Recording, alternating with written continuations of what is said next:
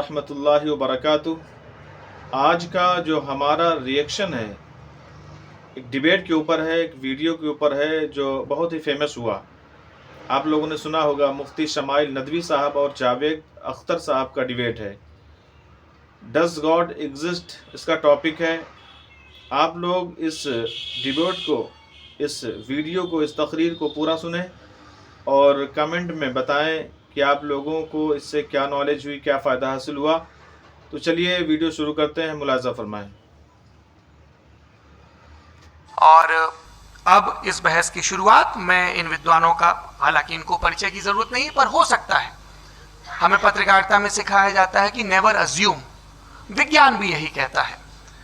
मुफ्ती smile Nadvi साहब Islamic विद्वान, शिक्षाविद हैं, कोलकाता के वाहियान फाउंडेशन के संस्थापक हैं, लखनऊ की प्रतिष्ठित दारुल उलूम नदवतुल उलमा से ग्रेजुएशन किया है, सोशल मीडिया और सार्वजनिक मंचों पर अध्यापन और बौद्धिक कामों में सक्रिय हैं और इस समय इंटरनेशनल इस्लामिक यूनिवर्सिटी मलेशिया से पीएचडी कर रहे हैं। अच्छी बात यह है कि पढ़ाई के साथ साथ ट्रैवल ब्लॉग भी बनाते हैं। पेट्रोनस टावर के सामने का ब्लॉग हमने देखा। हमारे साथ जावेद अख्तर साहब हैं।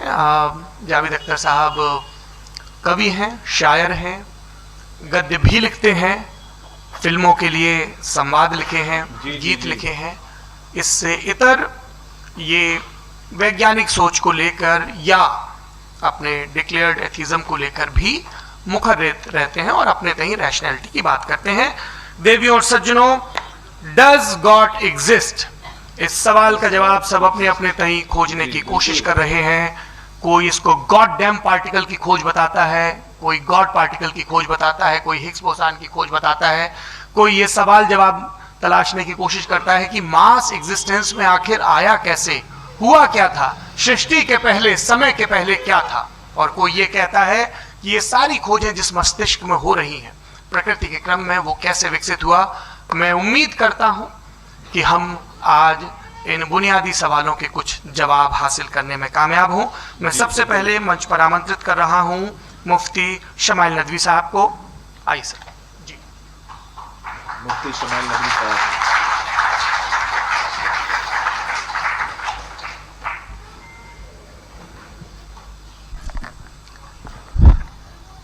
एक आखिरी गुजारिश, आप बोलना शुरू करें। आप लोग प्लीज अपने फोन फ्लाइट मोड पे या साइलेंट मोड पे एक बार चेक कर ले, कई बार बेध्यानी हो जाती है।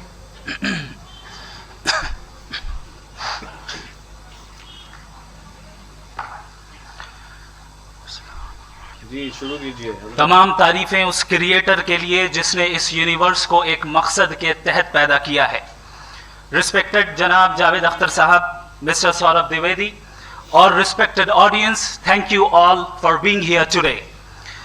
आज की डिबेट में चूंकि हम बात करने वाले हैं डज गॉड एग्जिस्ट के टॉपिक पर, जी तो ये एक ऐसा टॉपिक है जिसके मुताल्लिक कोई भी डिसीजन लेने के लिए अलग अलग स्टैंडर्ड्स हो सकते हैं। लिहाजा डिबेट के शुरू में ये ज़रूरी है कि हम ये जान लें कि आज के इस टॉपिक में कौन सा स्टैंडर्ड सही होगा और कौन सा गलत होगा। सबसे पहला स्टैंडर्ड जिसे मैं समझता हूं कि हमारे रिस्पेक्टेड जनाब जावेद अख्तर साहब बड़ी तेजी के साथ उसकी तरफ लपकेंगे, वो है साइंस। जबकि साइंस दर हकीकत खुदा के एग्जिस्टेंस को डायरेक्टली साबित करने या उसके एग्जिस्टेंस को डिनाई करने के लिए स्टैंडर्ड नहीं बन सकती। और उसकी वजह क्या है, ये मैं नहीं कह रहा, ये वो लोग कह रहे हैं जो साइंस के एक्सपर्ट्स हैं। नेशनल एकेडमी ऑफ साइंस कहती है science doesn't have the processes to prove और disprove the existence of God. Why? क्योंकि साइंस का ताल्लुक एम्पेरिकल एविडेंस से है और एम्पेरिकल एविडेंसेस का ताल्लुक हमारे नेचुरल और फिजिकल वर्ल्ड से है, जबकि गॉड नॉन फिजिकल और सुपर नेचुरल रियलिटी है। लिहाजा नॉन फिजिकल रियलिटी को आप उस टूल के साथ नहीं चेक कर सकते जिसका काम फिजिकल रियलिटी को तलाश करना है। लिहाजा सही बात है। आज इस डिबेट में गॉड की एग्जिस्टेंस को साबित करने या उसे डिनाई करने में साइंटिफिक एविडेंस को एक्सेप्ट नहीं किया जाएगा। दूसरा स्टैंडर्ड हो सकता है रेविलेशन, कि रेविलेशन के जरिए हम ये साबित करें कि गॉड एग्जिस्ट करता है या नहीं। लेकिन ये स्टैंडर्ड भी आज इररेलेवेंट है। क्यों? क्योंकि रेवलेशन मेरे नजदीक सोर्स ऑफ नॉलेज है, वैलिड सोर्स ऑफ नॉलेज है, लेकिन हमारे जावेद अख्तर साहब के नजदीक ये वैलिड सोर्स ऑफ नॉलेज नहीं है। लिहाजा आज की डिबेट में मैं एक भी एविडेंस किसी भी मजहबी स्क्रिप्चर से नहीं दूंगा, ताकि जावेद अख्तर साहब के लिए वो अनएक्सेप्टेबल ना हो। तीसरा जो मेयार हो सकता है वो है ऑब्जर्वेशन, कि भाई कोई कहे कि हमें खुदा दिखाओ, अगर है तो दिखाओ, या ये कि खुदा के एग्जिस्टेंस पर एम्पेरिकल एविडेंस दो, तो ये है दर हकीकत गलत टूल का इस्तेमाल करना। ये ऐसा ही है कि जावेद साहब मुझसे ये मुतालबा करें कि मुफ्ती साहब आप मेटल डिटेक्टर के जरिए प्लास्टिक डिटेक्ट करके दिखाएं। अब चूंकि प्लास्टिक डिटेक्ट नहीं हो पा रही है, लिहाजा plastic does not exist. No, you are using the wrong tool. इस टूल से प्लास्टिक को डिटेक्ट नहीं किया जाता। लिहाजा मैं समझता हूं कि गॉड के एग्जिस्टेंस पर एम्पेरिकल एविडेंस का मुतालबा करना एक बचकाना मुतालबा है, और हमारे रिस्पेक्टेड जनाब जावेद अख्तर साहब इस स्टेज से अब बहुत आगे निकल चुके हैं। अब बचता है एक ही स्टैंडर्ड, और वो स्टैंडर्ड है अक्ल, लॉजिक, रीजनिंग। और यही वो स्टैंडर्ड है जिसके तहत गॉड की एग्जिस्टेंस को साबित किया जाएगा या गॉड की एग्जिस्टेंस को डिनाई किया जाएगा। लेकिन चूंकि ये बहुत इंपॉर्टेंट और सेंसिटिव टॉपिक है, इसलिए लॉजिकल आर्ग्यूमेंट भी ऐसा होना चाहिए जो डेफिनेटिव हो, इनडेफिनेटिव ना हो, जो 2 और 2 4 की तरह बिल्कुल वाजे हो, जिसे लॉजिकली रिजेक्ट करना पॉसिबल नहीं हो। फॉर एग्जाम्पल हम कहें हमारे रिस्पेक्टेड मिस्टर सौरभ साहब, ये एक इंसान है और तमाम इंसान कॉन्शियस बीइंग है, लिहाजा नतीजा क्या निकला, हमारे सौरभ साहब भी कॉन्शियस बीइंग है। क्या ये इनडेफिनेट आर्ग्यूमेंट है या डेफिनेट आर्ग्यूमेंट है? ये डेफिनेट आर्ग्यूमेंट है। ये 2 और 2 की तरह वाजे है, इसमें किसी तरह जो है लॉजिकली इसको रिजेक्ट नहीं किया जा सकता। तो अगर आज हमारे जावेद अख्तर साहब ऐसी कोई अकली दलील और लॉजिकल एविडेंस दें खुदा के ना होने पर जो डेफिनेट भी हो, तो मैं ये ऐलान करता हूं कि यकीनन मैं उस एविडेंस को कबूल करूंगा और उस पर गौर करूंगा। लेकिन साथ में ये भी ऐलान कर देता हूं प्रेडिक्शन के तौर पर कि ऐसा कोई डेफिनेट आर्ग्यूमेंट कोई नहीं पेश कर सकता। दलील हम देंगे और डेफिनेटिव दलील देंगे, लॉजिकल दलील देंगे, ऐसी दलील देंगे जो एंटायर एथिस्टिक वर्ल्ड उसे रेफ्यूट नहीं कर सकती। चलें अब हम एक एग्जाम्पल सोचते हैं, एक सिनेरियो, सिंपल सिनेरियो, तमाम ऑडियंस से गुजारिश है, हम और आप एक आइसोलेटेड आइलैंड पर हैं, ऐसा आइलैंड जहां पे हमसे पहले कोई कभी नहीं गया। चलते चलते आपके सामने अचानक आपने देखा एक पिंक कलर की बॉल पड़ी हुई है। सबसे पहला सवाल आपके जहन में क्या आएगा कि ये बॉल यहां क्यों आई, कैसे आई? ये पिंक कलर की ही क्यों है? कोई और कलर भी हो सकता था। ये इसी शेप में क्यों है? कोई और शेप भी हो सकता था। नेचुरली आप इस तरफ पहुंचेंगे कि कोई ना कोई है जिसने इन स्पेसिफिक प्रॉपर्टीज के साथ इस बॉल को बनाया है और यहां पे रखा है। सही बात। चूंकि आप जानते हैं कि ये जो बॉल है इसका एग्जिस्ट करना जरूरी नहीं है, ये एग्जिस्ट कर भी सकती थी, नहीं भी कर सकती थी, और एग्जिस्ट करना ही था तो किसी और फॉर्म में करती, किसी और कलर में करती।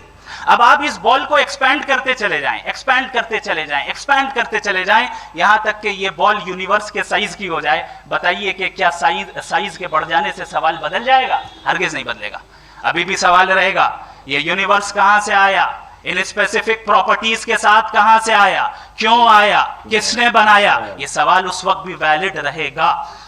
लेकिन ये सवाल अगर हम जनाब जावेद अख्तर साहब से करें तो चूंकि इनका वर्ल्ड व्यू एथिस्टिक है, और सिर्फ इनका नहीं, मतलब जितने भी एथिस्ट हैं और एथिस्टिक वर्ल्ड व्यू को रखने वाले से अगर आप ये सवाल करें कि ये यूनिवर्स कहां से आया, तो इनका जवाब या तो आर्ग्यूमेंट फ्रॉम इग्नोरेंस होगा या डॉगमेटिक होगा। या तो ये कहेंगे कि मुझे नहीं पता कि ये कहां से आया, लिहाजा गॉड डज नॉट एग्जिस्ट, ये आर्ग्यूमेंट फ्रॉम इग्नोरेंस है। या ये कहेंगे कि ये यूनिवर्स खुद ब खुद बन गया, इसका मतलब ये है कि उस बॉल को भी खुद ब खुद बन जाना चाहिए, लेकिन बॉल के ताल्लुक से ये एक्सप्लेनेशन एक्सेप्ट नहीं की जाएगी कि खुद ब खुद बन गई, लेकिन यूनिवर्स के ताल्लुक से कर दिया जाएगा। इसे हम दूसरे अल्फाज में डॉगमा भी कह सकते हैं। दूसरी चीज, हमारे जावेद अख्तर साहब जरूर गॉड ऑफ गैप्स की मिसाल भी जरूर देंगे, और मिसाल देंगे कि पहले जमाने में बिजलियां कड़कती थी तो लोगों ने किसी एक खुदा की तरफ, और बारिश होती थी तो दूसरे खुदा की तरफ मंसूब कर दिया, उनके पास दलील नहीं थी। ये हमारा वर्ल्ड व्यू है ही नहीं, ये हमारा वर्ल्ड व्यू है ही नहीं, क्योंकि नेचुरल फिनोमेना के प्रोसेस की इंटरप्रिटेशन को जान लेने से यह कहां से साबित हो गया कि गॉड एग्जिस्ट नहीं करता है। इस पर मैं इंशाल्लाह अभी आगे बात करूंगा। आप हजरात ये भी देखेंगे और मैं ये एक्सपेक्ट करता हूं कि हमारे रिस्पेक्टेड जनाब जावेद अख्तर साहब जरूर इमोशनल आर्ग्यूमेंट्स भी देंगे, जो कि एक लॉजिकल फेलेसी है जब बात आती है ट्रुथ को डिसाइड करने में। क्यों? मिसाल के तौर पर वो कहेंगे कि अगर गॉड है तो ईविल क्यों एग्जिस्ट करता है, जबकि मैं कहता हूं ईविल का एग्जिस्ट करना गॉड के एग्जिस्ट करने की दलील है, उसके खिलाफ नहीं है। क्योंकि अगर गॉड है तो हम सब उसके सामने अकाउंटेबल हैं, और अगर हम अकाउंटेबल हैं तो अकाउंटेबिलिटी के लिए ईविल का मौजूद होना जरूरी है, उसके बगैर हम अकाउंटेबल नहीं हो सकते। और अगर हम अकाउंटेबल नहीं हैं तो हम जनाब जावेद अख्तर साहब से पूछेंगे कि आप बताएं कि फिर सफरिंग इस दुनिया में क्यों है? अगर खुदा नहीं है तो सफरिंग क्यों है? और उन लोगों के जज्बे का क्या जिनके अंदर सफरिंग के बाद इंतकाम लेने का जज्बा पाया जाता है और वो इस दुनिया से ऐसे ही चले गए, क्या उनकी सारी तकलीफें बेकार चली जाएंगी?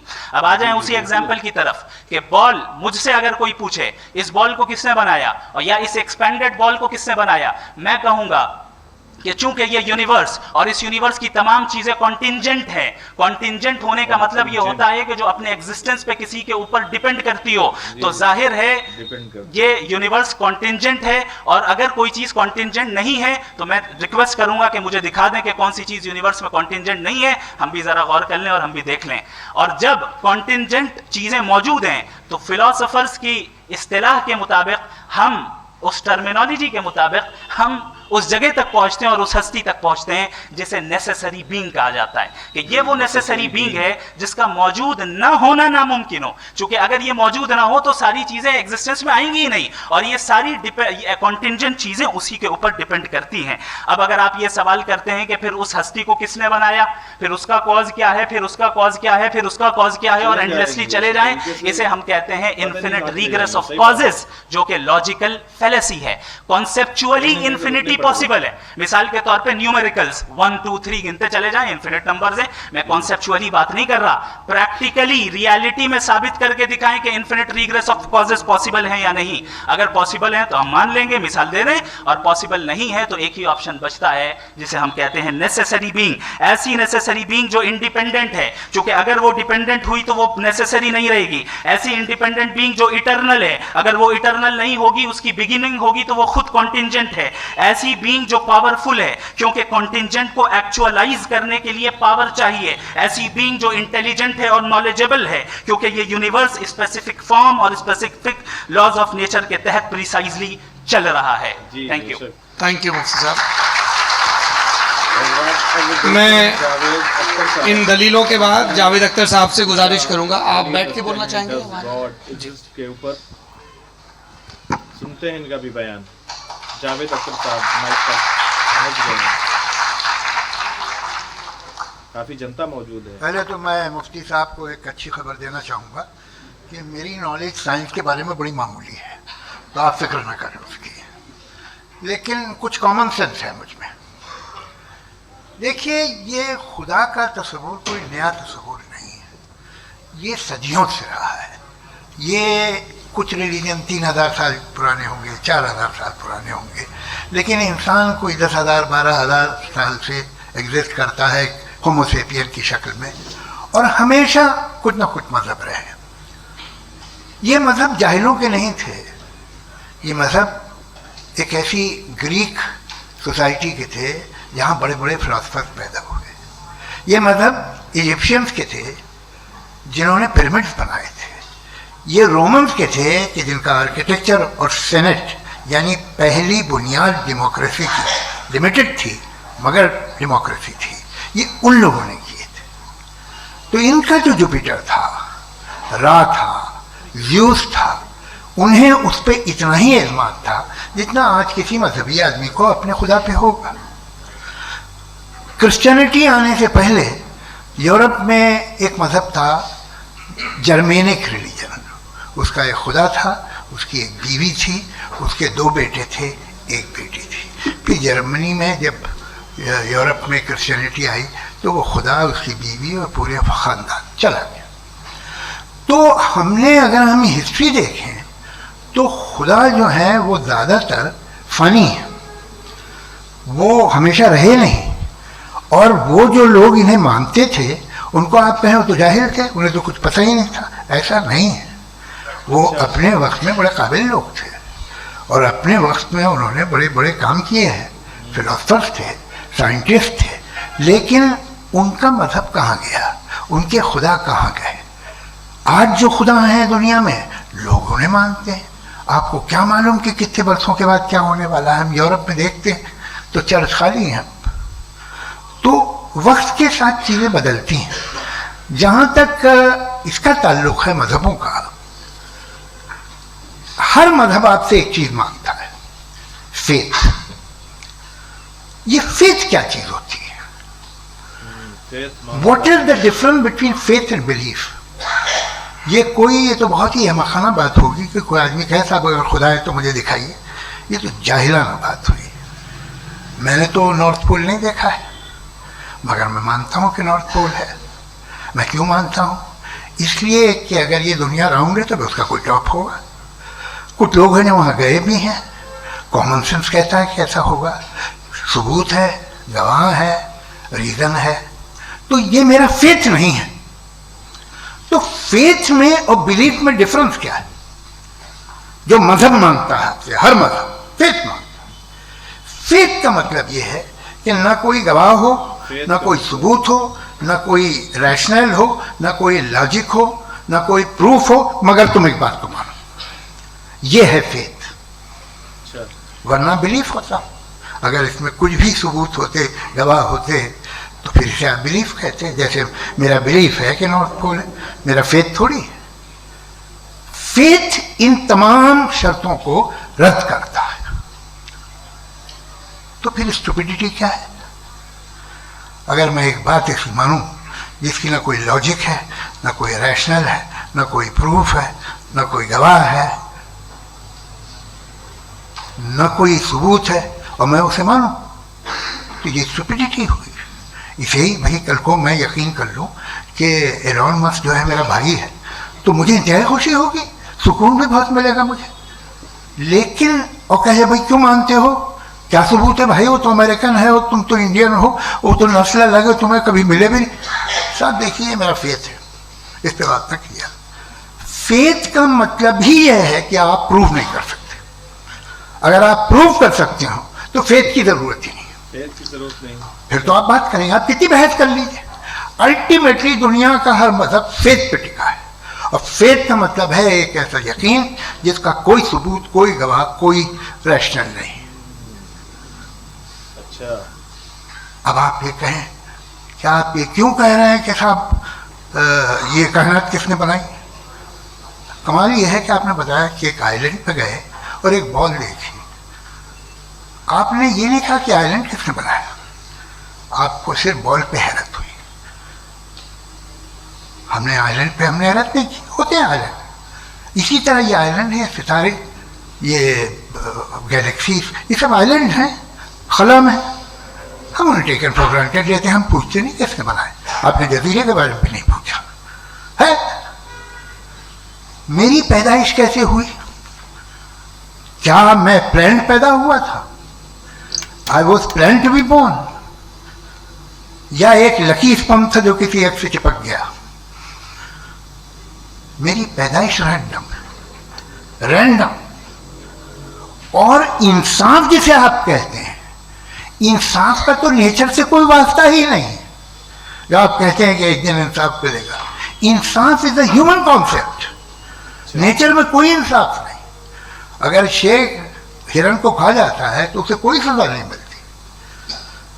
अगर एक आंधी आती है और हरे भरे पेड़ों को उखाड़ के फेंक देती है तो आंधियों की जेल नहीं होती है। नेचर में इंसाफ नहीं, इसलिए मुझे नेचर को इंसाफ की जरूरत नहीं। नेचर तमाम एक है। अब हम कहें कि साहब ये देखिए जो मैंने खाना खाया था, ये मेरी आंखों ने यूं कर दिया उसे, तो इसे सजा मिलनी नहीं। वो सिस्टम है, ऐसे ही चल रहा है।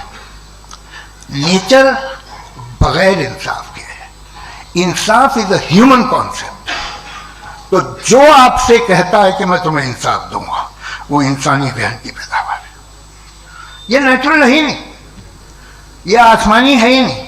नेचर का तस्वुर, इंसाफ का तस्वुर भाई आप साथ मिलते हैं, अब आप लेफ्ट हैंड ड्राइव कर दें, ये क्या है? तमाम सच, तमाम नेकी, तमाम शराफत लेफ्ट हैंड ड्राइव है। वरना क्या होगा, या तो आप क्रॉस कर देंगे, आपका एक्सीडेंट हो जाएगा, या आप किसी को मार देंगे, या ट्रैफिक जैम हो जाएगा। झूठ, बेईमानी, रिश्वतखोरी, ये तमाम जो है driving on the wrong side, इसके ऊपर कुछ नहीं। ये तो हमने बनाया, जैसे हमने लेफ्ट हैंड ड्राइव बनाई है। ये कॉन्सेप्ट ऑफ इंसाफ जो है ये हमारा है, इसका नेचर से कोई वास्ता नहीं। शेर खा जाता है हिरन को, उसे जेल होती है क्या? कुछ भी नहीं, जेल नहीं होती है ही नहीं। तो ये जो दुनिया के रिलीजन प्रॉमिस करते हैं आपसे इंसाफ, इसी से मालूम होता है कि ये मैन मेड है। ये तसव्वुर कहीं और का है ही नहीं। जो नेचर है, कुछ लोग कहते हैं नेचर ही खुदा है, तो नेचर में तो इंसाफ नहीं कहीं। और आप वादा कर रहे हैं कि तुम्हें मरने के बाद इंसाफ मिलेगा। मुझे अगर मिलेगा तो मैं बहुत खुश होऊंगा, लेकिन मैं यकीन नहीं कर पाता हूँ, इसलिए कि मैं फेथ नहीं पैदा कर सकता। The very fact that religions demand faith, इसका मतलब है कि उनके पास जस्टिफिकेशन नहीं है। अच्छा था, फिर रिलीजन अगर मॉडरेशन में है, कोई सा भी रिलीजन, वो आप में कुछ खूबियाँ भी पैदा करता होगा, देखिए उससे ये फ़ायदा है, वो फ़ायदा है। अल्कोहल जो है वो ज़्यादातर दवाओं में यूज़ होती है, और एक सर्वे किया गया था अमेरिका में कि लॉन्जिटिविटी किन लोगों की है, तो एक तरफ वो लोग थे जो शराब पीते ही नहीं थे, और एक तरफ वो थे जो एक बोतल शराब रोज पीते थे। सबसे ज़्यादा लंबी उम्र की है जो 2 पैग नाप के शराब पीते हैं और खाना खाते हैं। मगर हम शराब को बड़ा समझते हैं, मैं भी बड़ा समझता हूँ। क्यों? ऐसा होता नहीं। कुछ चीज़ों में आदत होती है कि वो बढ़ती है। आज तक में एक आदमी दूध पीता है, आप 10 साल बाद भी मिलेंगे तो एक ही गिलास पीता होगा। ऐसा नहीं होता, सुबह से दूध पीता रहता है। अल्कोहलिक मैंने नहीं देखे, अल्कोहलिक होते हैं। ये टेंडेंसी है मजहब की कि वो बढ़ता है, जैसे कैंसर बढ़ता है, जैसे शराब बढ़ती है। कुछ लोग होंगे जो उसे सही तरह से यूज़ करते हैं। मुझे यकीन है कि हमारे मुफ्ती साहब भी उनमें से एक, इनसे बहुत खुशी हुई मुझे इनसे मिलकर। लेकिन कितने लोग हैं कि आज आप देखते हैं दुनिया में जो तबाहियाँ हैं, इनमें कितना हाथ है उन लोगों का जो बिलीवर कहते था मजहब ये नहीं कहता, ना कहता होगा, मगर जब ये मजहब पीते हैं तो ऐसे बिहेव करते हैं। थोड़ा सा अगर हो तो शायद बहुत अच्छी बात, लेकिन शराब थोड़ी सी नहीं रहती, उसमें टेंडेंसी है पहले। थोड़ा सा अगर 2-3 कैंसर के सेल हो ना बॉडी में तो आदमी सिम रहेगा, लेकिन वो 2-3 सेल नहीं रहते, वो मल्टीप्लाई होते हैं। जावेद साहब टाइम पूरा हो गया। टाइम हो गया, लो बस बात खत्म हो गई। अच्छा, मुझे कुछ और कहने को था भी नहीं। जी, मैं पहले जवाबी दौर के लिए इनवाइट कर रहा हूँ मुफ्ती साहब को। Your rebuttal round 1, you have 7 minutes. इनको सुने आप हजरात, दूसरा राउंड है मुफ्ती साहब का। Thank you very much Javed साहब, आपकी बात को सुनकर बड़े महजूज हुए हम लोग। महजूज, do you understand? We enjoyed. Okay, अब थोड़ा सा लॉजिकली उसको हम लोग देखते हैं। दरअसल हम लोगों ने कल गुजारिश की थी मुफ्ती साहब से भी, जावेद साहब से भी, कि हिंदुस्तानी ज़बान आम फहम सबको समझ में आ जाए, और जहाँ कहीं आप मुश्किल शब्द इस्तेमाल करें वहाँ बताते भी चलें। Thank you. तो सबसे पहले हमारे रिस्पेक्टेड जावेद साहब ने हवाला दिया कि खुदा फ़ानी है। कितने मजहब आगे चले गए, किसी ने जुपिटर को खुदा माना, किसी ने किसी को माना। मैं कहता हूँ जिसने कॉन्टिंजेंट चीज़ को खुदा माना, गलत माना, वो खुदा ही नहीं, वो खुदा ही नहीं है। हम तो नेसेसरी बीइंग को साबित करने बैठे हैं, वो नेसेसरी कॉज जो इटरनल है, जो अबदी भी है और अजली भी है। हम किसी और को साबित करने नहीं बैठे। दूसरी चीज उन्होंने कहा कि फेथ एंड बिलीफ, ये एक ऐसी डेफिनेशन है फेथ की जो इन्होंने पहली मर्तबा पेश की है, या माफ कीजिएगा इन्होंने पहली मर्तबा पेश नहीं की है, रिचर्ड डॉकिंस ने पहली मर्तबा पेश की है। मुझे मालूम है ये सोर्स कहां से है। एपिस्टेमोलॉजिकली फेथ और बिलीफ का फर्क आप इस तरह नहीं कर सकते सर।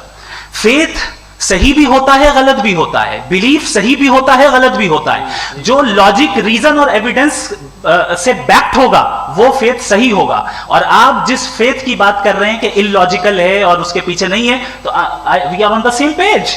हम नहीं मानते उस फेथ को। जो फेथ ऐसा हो जिसके पीछे कोई लॉजिक ना हो, एविडेंस ना हो, हम नहीं मानते। हम तो उस फेथ के कायल हैं जिसके पीछे लॉजिक हो और एविडेंस हो। तो बिलीफ सही भी होता है, गलत भी होता है, फेथ भी सही होता है और गलत भी होता है। तो आज फेथ और बिलीफ के डिफरेंस पे बात नहीं हो रही है। आज आप चाहे फेथ एक्सेप्ट कर लें या बिलीफ एक्सेप्ट कर लें, आज ये बात होगी कि ट्रूथ क्या है। चाहे ट्रू बिलीफ सही है या ट्रू फेथ सही है, और फॉल्स फेथ क्या है और फॉल्स बिलीफ क्या है, बात इस पे हो रही।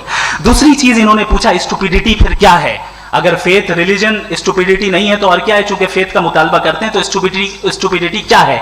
मैं कहता हूं स्टुपिडिटी एथिज्म है। उसकी वजह यह है कि आप एक सड़क पे जा रहे हो और आप किसी गार्डन में जाएं और देखें वहां लिखा है फूलों के साथ I love Javed Akhtar, and I really do, I love you sir.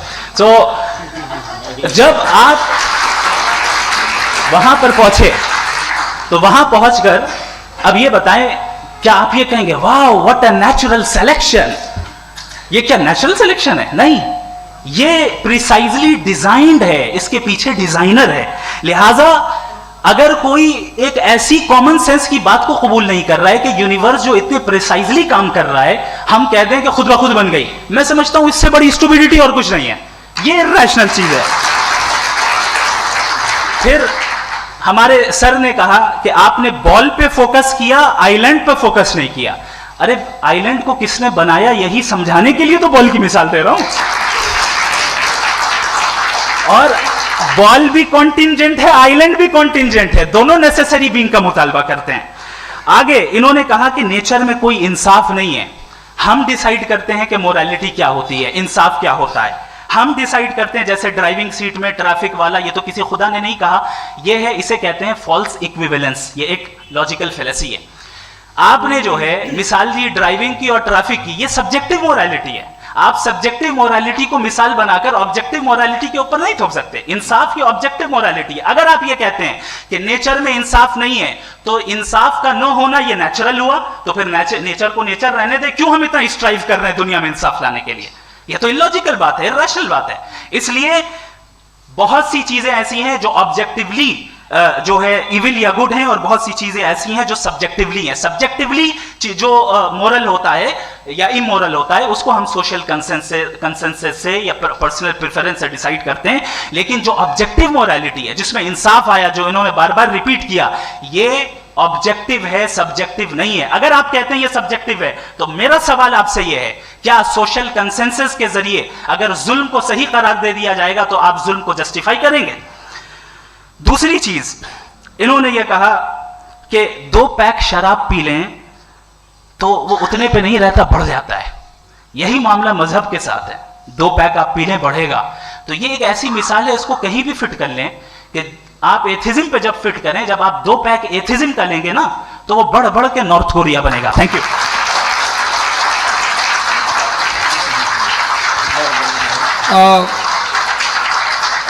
First round की रिबटल के लिए मैं जावेद साहब को इनवाइट कर रहा हूं। आपके पास 7 मिनट का वक्त है, रीसेट कर दीजिएगा प्लीज।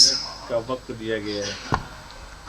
चलिए, मुझे इस बात की खुशी है कि मुफ्ती साहब ने भी मान लिया कि नेचर में कोई इंसाफ नहीं है। तो कोई भी चीज़ जो इंसान ने नहीं बनाई है उसमें इंसाफ नहीं होता है। एक बात मैं आपसे अर्ज करूँ, जरा पता लगा लीजिएगा, ये जो आप बाग में जाते हैं बेहद खूबसूरत फूल देखते हैं ना, इनमें से कोई नेचुरल नहीं है। ये सारे फूल क्रॉस करके बनाए गए हैं। जो जंगल में फूल होते हैं नहायत मामूली होते हैं। ये फूल इंसानों ने बनाए हैं। जो आप बाग में देख के वाह वाह कहते हैं, ये इंसानों के बनाए हुए हैं। डिफरेंट फूलों को क्रॉस करके, डेवलप करके, फिर क्रॉस करके इस तरह से बनाए गए। नेचुरल फ्लावर नहीं। किसी जंगल वीरान में जाके आप गुलाब के फूल नहीं देखेंगे। ये सब बनाए हुए इंसान ने, बहुत से काम इंसान ने किए हैं। बाकी है कि आपने मेरी एक बात का जवाब नहीं दिया, जिससे मुझे शिकायत है कि फेथ क्या है और आप फेथ मांगते क्यों हैं मुझसे? आप तो लॉजिकल हैं, आपके पास तो सारे रैशनल्स हैं, आपके पास सारे सबूत हैं, तो आपको फेथ की डिमांड क्यों करते हैं कि भाई तुम सरेंडर कर दो और सवाल मत करो? कोई मजहब सारे सवाल करने की इजाजत नहीं देता है और मना करता है कि ज़्यादा सवाल ना करो, बह जाओगे तुम। आप क्यों रोकते हैं? हकीकत ये है कि इंसानी तारीख क्या है। इंसानी तारीख ये है कि दुनिया में दो तरह के लोग हुए हैं। एक वो जिन्होंने अपनी लाइल्मी की परस्तिश की है, दूसरे वो जिन्होंने अपनी इग्नोरेंस या लाइल्मी से झगड़ा किया है और मालूम किया है कि क्या है। ये जो आप कह रहे हैं, आज आप हैरान हैं कि भाई ये यूनिवर्स कैसे बनी। लोग हैरान थे कि सूरज डूबता है तो इधर से कैसे निकलता है, और आप एक कदम जाके हमेशा का मानने को तैयार है, एक कदम पीछे ही मान जाइए। भाई आप इसके बाद जाते हो, कहते सवाल ना करना कि ये कहाँ से आया, ये पावर तो हमेशा से हमेशा रहेगी। तो आप यूनिवर्स के बारे में मानने में क्या तकलीफ है, एक कदम पहले रुक जाइए। ये हमेशा से थी या नहीं थी हमें मालूम नहीं है, और ये कहना कि हमें मालूम नहीं है, कमाल ये है कि दुनिया के सारे मजहब सब जानते हैं ये दुनिया कैसे बनी थी, कैसे मिटेगी, मरने के बाद क्या होगा, इनको सब इल्म है। इनको किसी को डायनासोर होते थे पहले ये नहीं पता था, किसी को नहीं। किसी भी दुनिया की मजहबी किताब में डायनासोर का जिक्र नहीं है, लेकिन बाकी सब बातें, how to make universe in 4 easy lessons and बाकी सब पता है। जिसको सब पता है वो गड़बड़ है। हम में ये इंकिसार, ये ह्यूमिलिटी होनी चाहिए कि हम ये कहें कि हमें ये बहुत सारी बातें नहीं मालूम, लेकिन हम उनकी परस्तिश न करें, अपनी लाइल्मी को की परस्तिश न करें, हम उसे पता लगाने की कोशिश करें। जिस दुनिया में आप बैठे हैं सर, ये हॉल जो है, ये इलेक्ट्रिसिटी जो है, ये माइक जो है, जिस हवाई जहाज से आप आए थे, वो जिस कार से आप यहाँ आए हैं, ये सब उन लोगों की बनाई हुई है जिन्होंने सवाल किए थे। ये दुनिया जिसमें आप आज आराम से हैं, ये उन लोगों की बनाई है कि जिन्होंने सवाल किए थे, और हर स्टेज पे इन सवालों को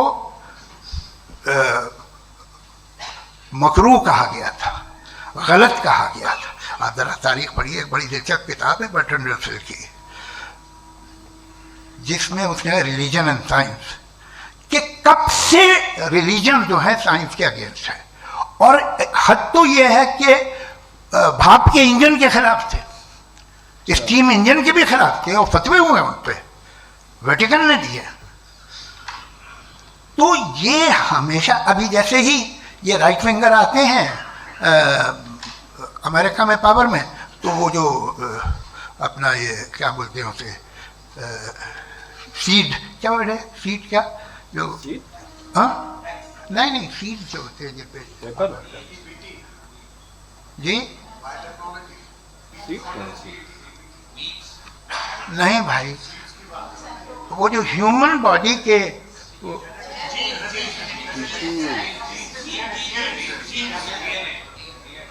उस पर रिसर्च बंद हो जाती है, रिपब्लिकन नहीं करने देते। अरे भाई इतना डर क्या है तुम्हें? एक जमाने में बहुत नाराज थे ये सारे मजहबी लोग कि ये इंसान तो इंसान बनाने की कोशिश कर रहा है। आपको क्या तकलीफ हुई? बना ले तो बना ले रहे तो, ये खौफ क्या है?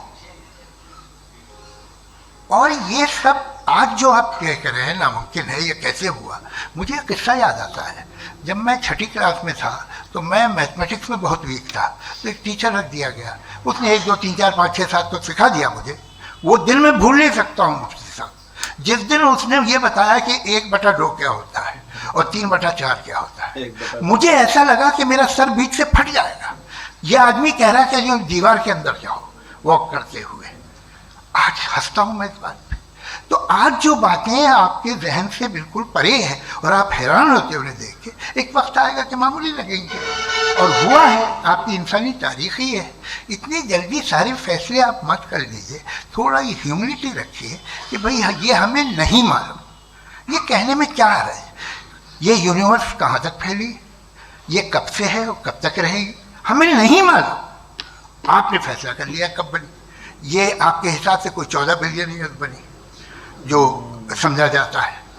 उससे पहले हजारों करोड़ों अरबों साल तक खुदा बैठा क्या कर रहा था?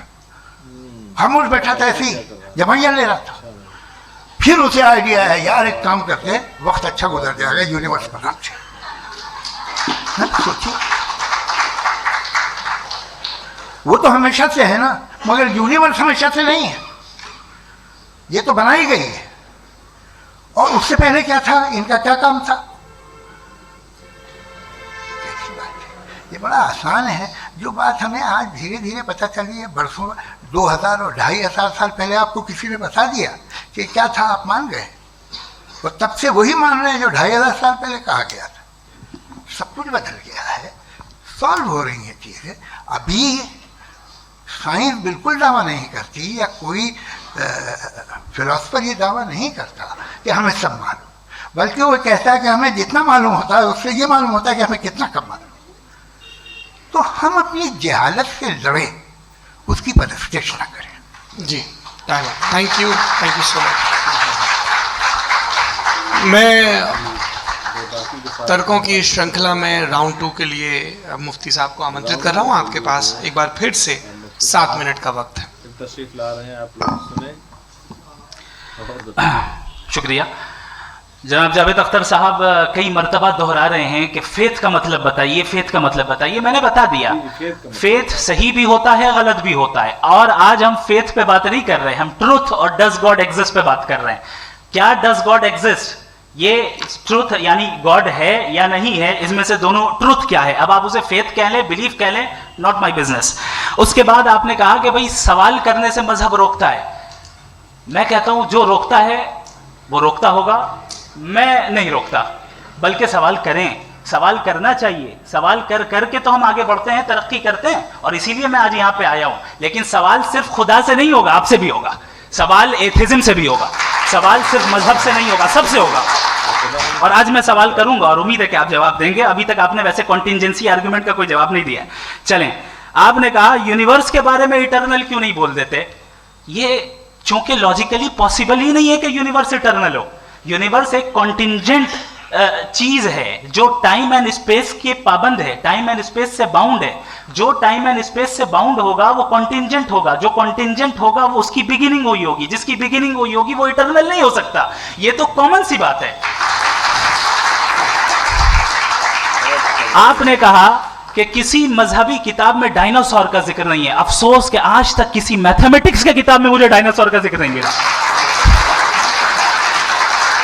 तो इसका मतलब मैथमेटिक्स की किताब बेकार है? नहीं, उसका वो टॉपिक नहीं है। रेवलेशन का और मजहबी किताबों का टॉपिक ये नहीं है कि आपको आके बताए साइकिल कैसे बनाते हैं, या आकर ये बताएं कि जो है डायनासोर कब था।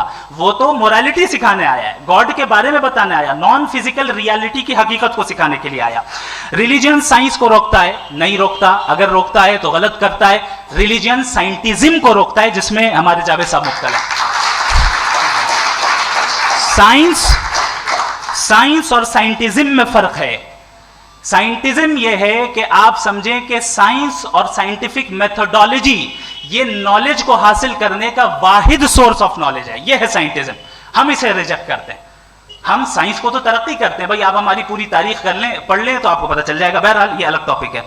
उसके बाद इन्होंने एक लफ्ज कहा, वेटिकन ने फतवा दिया। वेटिकन का फतवे से कोई ताल्लुक नहीं है, दोनों कॉन्ट्राडिक्टरी अल्फाज हैं। उसके बाद उन्होंने कहा कि भाई हमें नहीं मालूम।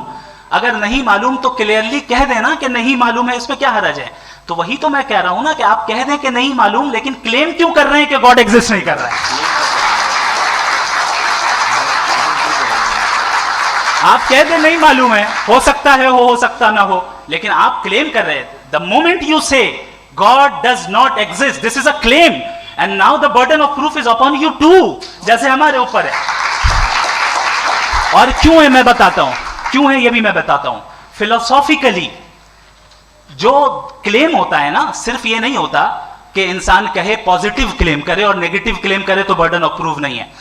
आप मिसाल के तौर पे मैं कहूं कि फुला उस कमरे में कोई नहीं है, मैंने एक नॉलेज का क्लेम किया है। उस कमरे में कोई नहीं है, मैंने एक नॉलेज का क्लेम किया। या तो मैं कहूं मुझे नहीं पता, हो भी सकता है नहीं भी हो सकता है, this is not a claim. लेकिन जब मैं कह रहा हूं कि वहां कोई नहीं है, या मैं कह रहा हूं वहां कोई है, दोनों क्लेम है और दोनों के ऊपर बर्डन ऑफ प्रूफ है। हमारे ऊपर भी बर्डन ऑफ प्रूफ है। मैंने कंटिंजेंसी आर्ग्यूमेंट दिया, इसे तोड़कर दिखाइए। आखिरी चीज, इन्होंने कहा कि खुदा दुनिया बनाने से पहले 150 साल पहले या करोड़ों साल पहले क्या कर रहा था। अरे हजरत, चलें बहरहाल मैं जवाब दे देता हूं। आप हमारे रिस्पेक्टेड पर्सनालिटी हैं, अगर आप नहीं होते तो मैं इसे एंटरटेन ही नहीं करता। टाइम ये 100 साल पहले या 100 साल बाद, पहले बाद में अभी, ये वो अल्फाज है जिनका ताल्लुक टाइम से है। टाइम शुरू ही हुआ है यूनिवर्स की बिगिनिंग के बाद, तो उसके पहले खुदा क्या कर रहा था? सवाल इलॉजिकल है, ये फेलेसी है। यानी आप ये कह रहे हैं कि यूनिवर्स के बनने से पहले खुदा क्या कर रहा था? टाइम के बनने से पहले, पहले का ताल्लुक टाइम से, टाइम उस वक्त था ही नहीं, तो ये सवाल ही इनवैलिड है खुदा के ताल्लुक से।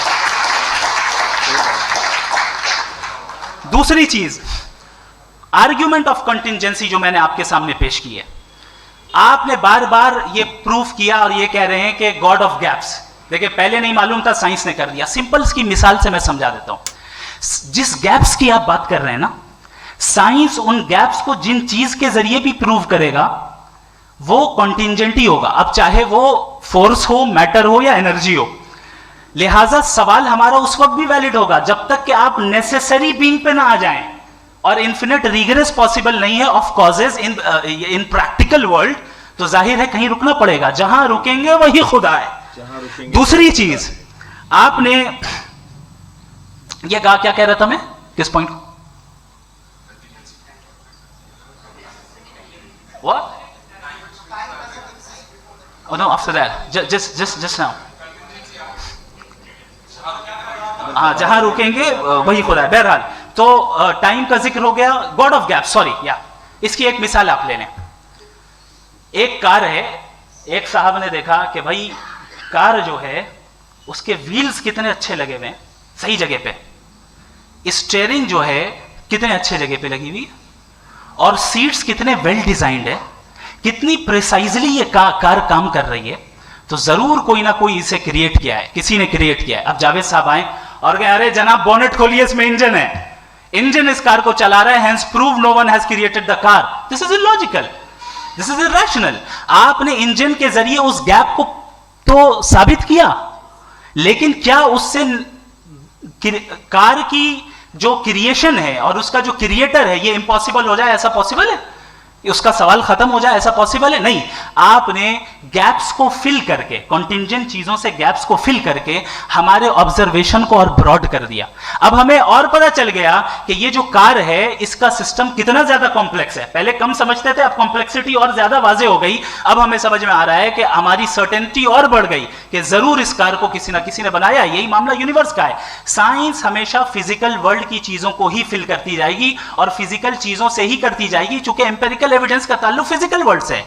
आप साइंस के जरिए मेटाफिजिकल रियलिटी को कभी साबित नहीं कर सकते। ये रॉन्ग टूल का इस्तेमाल करना है। ये वही काम है कि आप मेटल डिटेक्टर से प्लास्टिक डिटेक्टर करने चलें, जो कि जाहिर है सही नहीं है। Thank you.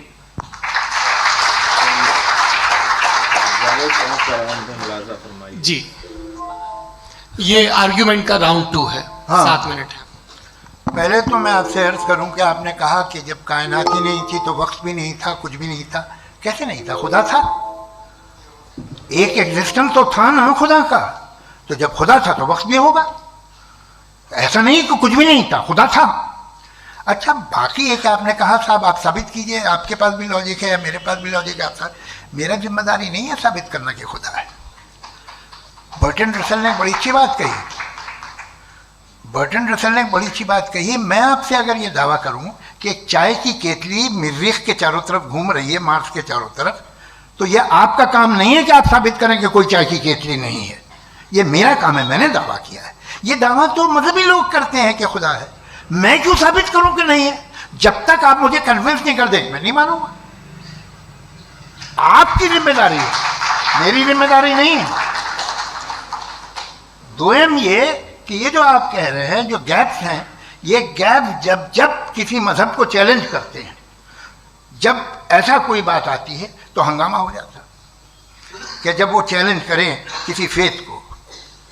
ये तमाम साइंस जो है इसे मुख्तलिफ जगहों पे मुख्तलिफ वक्तों में मजहब ने रोकने की कोशिश की है। ये किताब है religion and science, Burton Russell की, पढ़िएगा, अच्छी लगेगी आपको।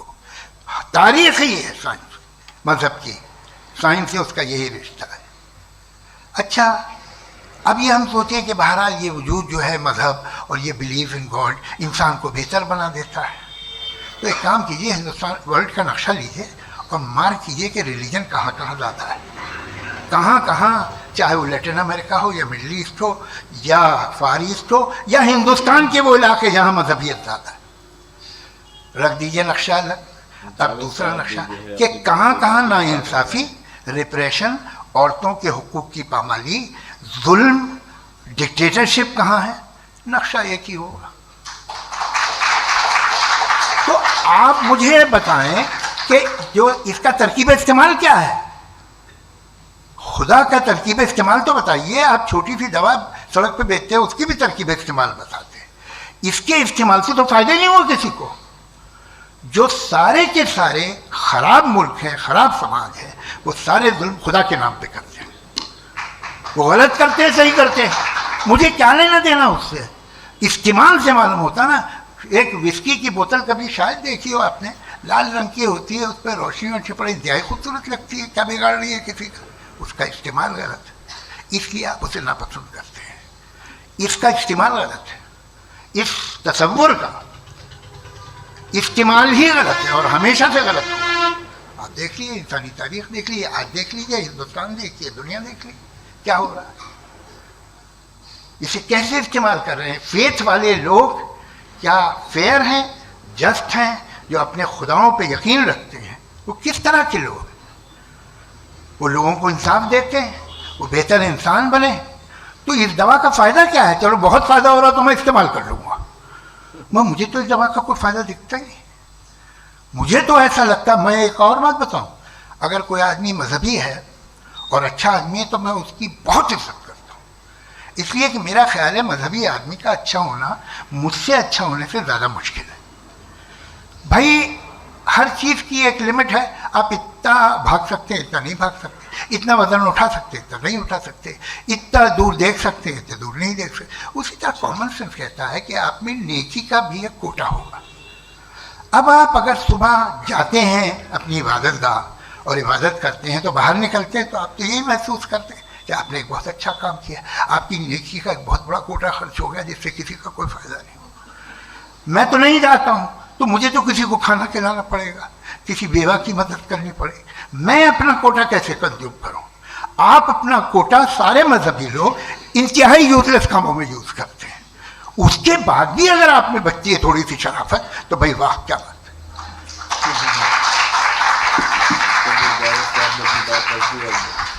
एक तो मुझे ये बात बहुत अच्छी लग रही है कि दोनों ही विद्वान समय को मानते हैं और बहुत समय से अपनी दलीलें और बाज़ दफ़ा समय से पहले अपनी तकरीरें पूरी करके अपनी अपनी कुर्सी पर बैठ रहे हैं। ये इस आर्ग्यूमेंट का राउंड 2 पूरा हुआ। अब रिबटल का राउंड 2 है और उसके बाद क्रॉस एग्जामिनेशन होगा। नहीं, आपका आर्ग्यूमेंट हो गया सर। हमारे यहाँ स्कूल के सिलेबस में पंच परमेश्वर कहानी पढ़ाई जाती है प्रेमचंद जी की लिखी हुई। आप निश्चिंत रहिए, आपके कोई राउंड में मिस नहीं होने दूंगा। रिबटल का राउंड 2 मुफ्ती शमाइल नदवी साहब। चलिए मुफ्ती साहब की जो है बात तो सुनिए।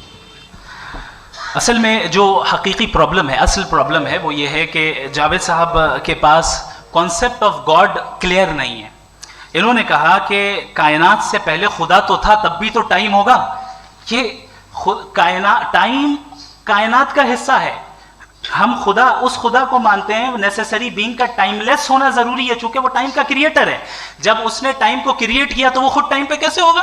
उसने जब स्पेस को क्रिएट किया तो खुद स्पेस में कैसे होगा? अगर वो टाइम एंड स्पेस को पहले से ही उसका पाबंद है तो फिर किस चीज को उसने क्रिएट किया? लिहाजा ये सवाल गलत है कि खुदा था तो टाइम होगा। बिल्कुल नहीं, टाइम के पाबंद हम है, खुदा नहीं है। हम फिजिकल वर्ल्ड से ताल्लुक रखते हैं, वो मेटाफिजिकल रियलिटी है। दूसरी चीज इन्होंने मिसाल दी कि चाय की केतली हवा में घूम रही होगी, और पता नहीं शायद वो बर्टन रसल का उन्होंने हवाला दिया। बहरहाल यही प्रॉब्लम है। प्रॉब्लम यही है कि हम चीजों के दरमियान डिफरेंशिएट नहीं कर पाते। ये जो आपने मिसाल दी ये इमेजिनेशन है, और मैं जो साबित कर रहा हूं वो लॉजिकल नेसेसिटी है। आप इमेजिन करना है तो कुछ भी करें, जुपिटर में पिंक एलिफेंट होगा, यूनिकॉर्न होगा, करें, उससे कायनात पे क्या फर्क पड़ता है? उससे आप लॉजिकल नेसेसिटी साबित नहीं कर सकते। मैं तो उस प्राइम कॉज की बात कर रहा हूं, उस नेसेसरी बीइंग की बात कर रहा हूं जिसके बगैर इस कायनात का एग्जिस्टेंस मुमकिन नहीं है। दूसरी चीज, मजहब को साइंस चैलेंज करती है वगैरह वगैरह, ये हमारा टॉपिक ही नहीं है। मैं मैं इस पर बात करूंगा तो फिर मेरा वक्त चला जाएगा। मजहब के ऊपर चूंकि हमारी डिस्कशन नहीं है, साइंस को मजहब और बिलखुसूस मैं और हमारा वर्ल्ड व्यू कम अज कम साइंस को पीछे नहीं करता है, साइंटिज्म की मजम्मत करता है। इसकी वजाहत मैंने पहले कर दी। दूसरी चीज इन्होंने कहा वर्ल्ड का नक्शा लीजिए, वर्ल्ड मैप लीजिए, तो अलग अलग जगह की। हजरत मैंने ये होमवर्क किया था और मैंने मिडिल ईस्ट का एक नक्शा लिया और यूरोप का एक नक्शा लिया, ये मजहबी इलाका और ये लिबरल और एथीस्ट इलाका। मुझे पता चला कि सबसे ज्यादा रेप केसेस जो है वहां पर है।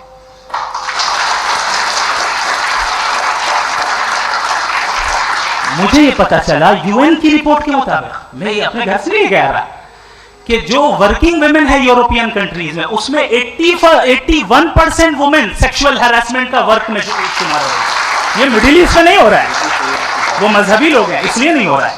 दूसरी चीज आपने ये कहा कि मजहबी आदमी का अच्छा होना हमारे अच्छे होने से बहुत मुश्किल है, बहुत मुश्किल है। तो इसका मतलब यह है कि गॉड के अलावा आपके पास अच्छे और बुरे का कोई स्टैंडर्ड है।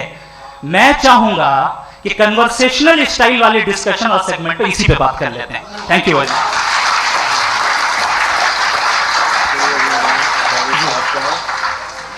ये रिबटल का राउंड 2 है, आपके पास 5 मिनट का वक्त है और इसके बाद क्रॉस एग्जामिनेशन शुरू करेंगे। आप चाहें तो जो इन्होंने सवाल पूछे उनके जवाब आप रिबटल में भी दे सकते हैं। जी देखिए, पहले तो ये बात कि ये मिसाल गलत नहीं है, गलत है। इन्होंने पहले ही हमको डिस्आर्म कर दिया। पहले अकल से मामला सॉल्व नहीं हो सकता, लॉजिक से आप पहुंच नहीं सकते। ये एक मेटाफिजिकल चीज़ है। मेटाफिजिकल अजीब सा लफ्ज़ है, ठीक से किसी को माने नहीं मालूम इसके, तो ऐसा लगता है कुछ बड़ी चीज़ है। अरे भाई क्या होता है मेटाफिजिकल, बताओ करियो। ये एक लफ्ज़ है जो कहीं भी इस्तेमाल हो जाता है। जब आप एक बात कर रहे हैं और आप मुझसे बहस कर रहे हैं तो मुझे मेटाफिजिकल मत बताइए, आप लॉजिकली मुझे प्रूफ किए। और अगर लॉजिकली आप नहीं बात करते साहब ये मेटाफिजिकल है, तो फिर हम बात क्या कर रहे हैं? मेरा आपका किस जबान में कॉन्वर्सेशन होगा? और ये कहना कि वक्त पहले नहीं था, तो फिर क्यों कहते हैं ये हमेशा से और हमेशा रहेगा? हमेशा वक्त है, तो आप कैसे कहते हैं वो हमेशा से है और हमेशा रहेगा? हमेशा का मतलब है कोई वक्त, अगर वक्त ही नहीं है तो हमेशा कैसे? बाहर वो रहेगा।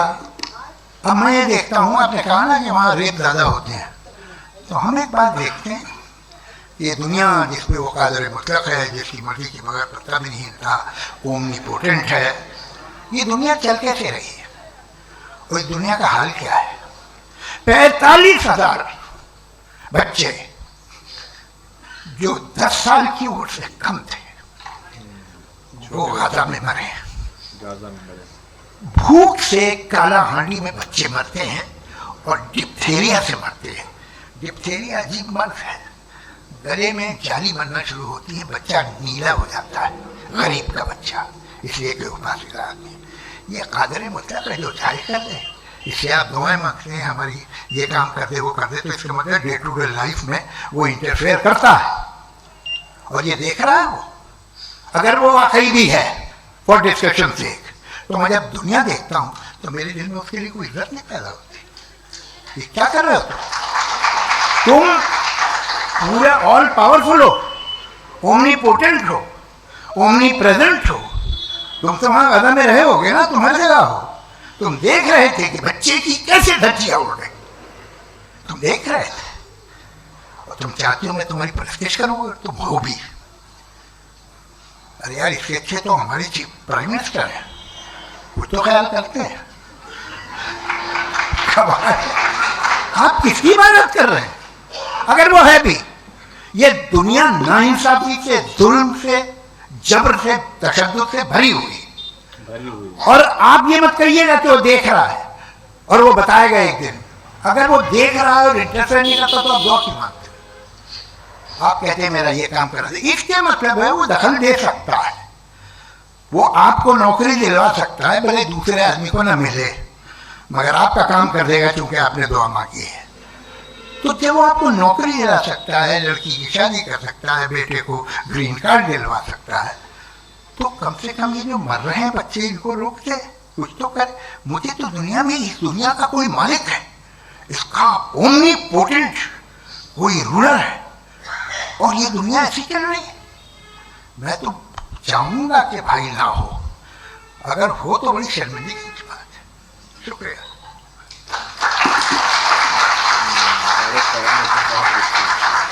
देवियों और सज्जनों, इस बहस के 2 राउंड और 2 रिबटल पूरे हो चुके हैं। अब सबसे ज़रूरी और सबसे मुश्किल राउंड शुरू हो रहा है, क्रॉस एग्जामिनेशन का।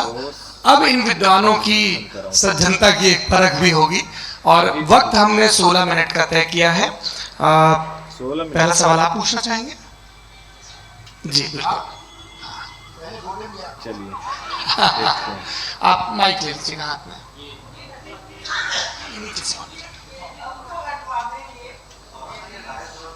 जी मैं बोलता हूँ, ये डायस हटा सकते हैं क्या हम थोड़ा क्विकली? डायस पीछे कर दीजिए बस थोड़ा सा, ताकि ये जो दाएं बाएं लोग बैठे हैं इसे हटा दीजिए, वरना वहाँ तो जाने वाले नहीं। आराम से आराम से। दोनों तरफ से हटा दीजिए। ये थोड़ा सा वक्त लग रहा है, गैस जो है अगल बगल रखे हुए उनको पकाया जा रहा है। इस बीच आप लोग भी अपने अपने सवाल तैयार कर लें। ये ध्यान रखेंगे कि मैं यहाँ से सवाल लूँगा, आप लोगों को अपना हाथ ऊपर करना है, अपना नाम बताना है, और अधिकतम 3 वाक्यों में अपना सवाल पूरा करना है। कई लोग सवाल की जगह भाषण देने लगते हैं, उससे आज बचना है।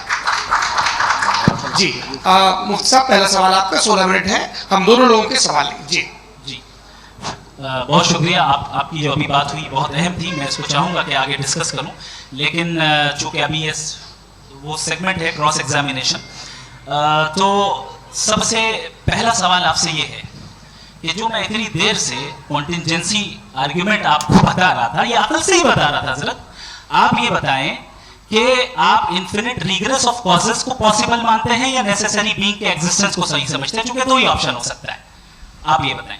देखिए, आपको मैं ईमानदारी से बात करूँ, एक तो मैं कॉन्टिजेंसी वर्ड ठीक से समझता हूँ, और इस वक्त भी जो आपने अंग्रेजी के अल्फाज इस्तेमाल किए वो ज़रा थोड़े से मुझे डिफिकल्ट और कॉम्प्लिकेटेड लगे, तो आप ज़रा सिंपल जबान में सवाल कर सकते हैं? बिल्कुल कर सकता हूँ। जी। यूनिवर्स की हर चीज कॉन्टिंजेंट होने का मतलब यह है कि वो अपने एग्जिस्टेंस में किसी के ऊपर डिपेंडेंट है।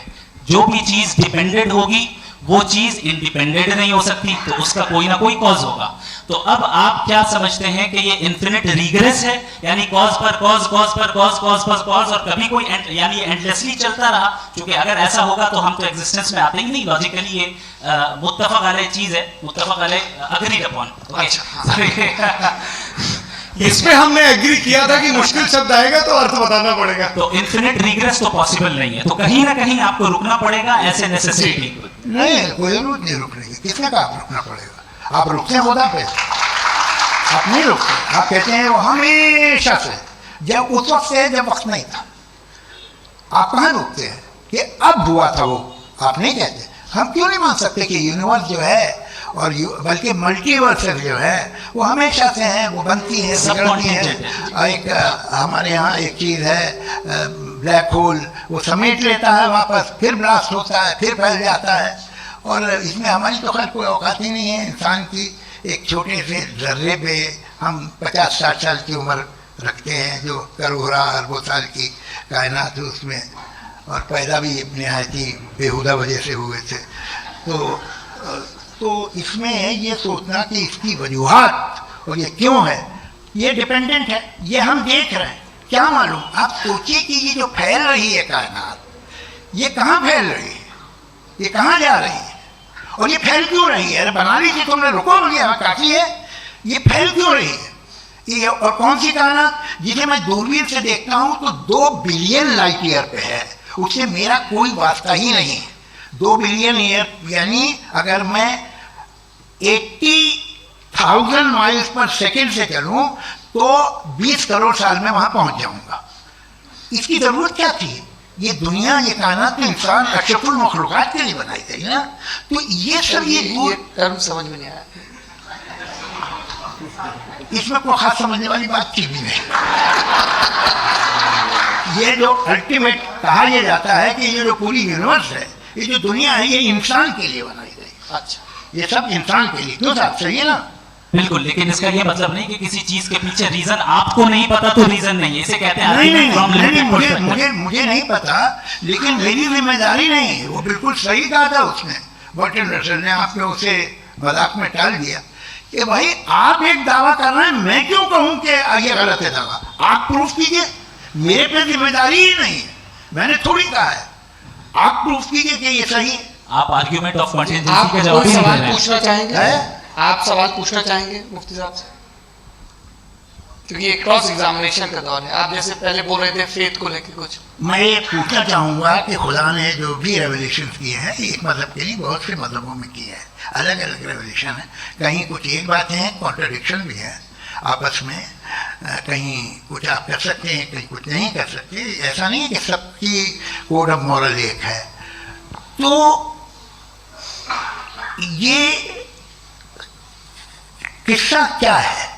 अब आप ये देखिए कि मुझे कभी कभी लगता है कि जो फुटबॉल फाइनल होता है, लाखों लोग होते हैं, फिर वो टीवी कवर कर रही करोड़ों लोग, अगर उसमें खुदा की एक भूमि आवाज़ आ जाती, मैं गॉड हूँ, तो सारे लोग अभी सुन लेते और टीवी पे भी सुन लेते, किस्सा खत्म होता।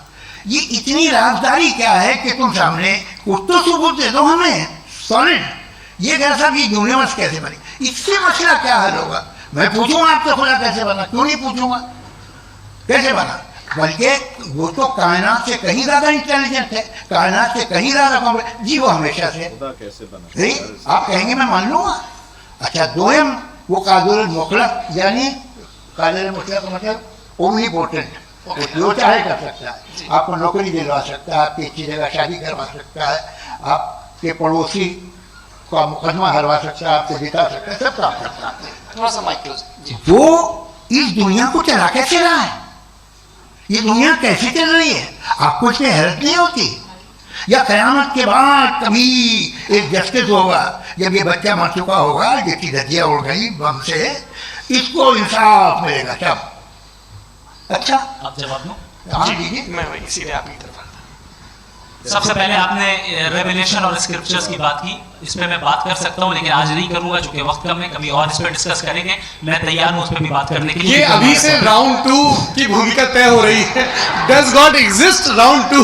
जी, चूंकि आज गॉड के एग्जिस्टेंस पर बात है, तो मैं उसी के रिलेटेड जो है आपके सवालात को एंटरटेन भी करूंगा और मैं भी पूछूंगा।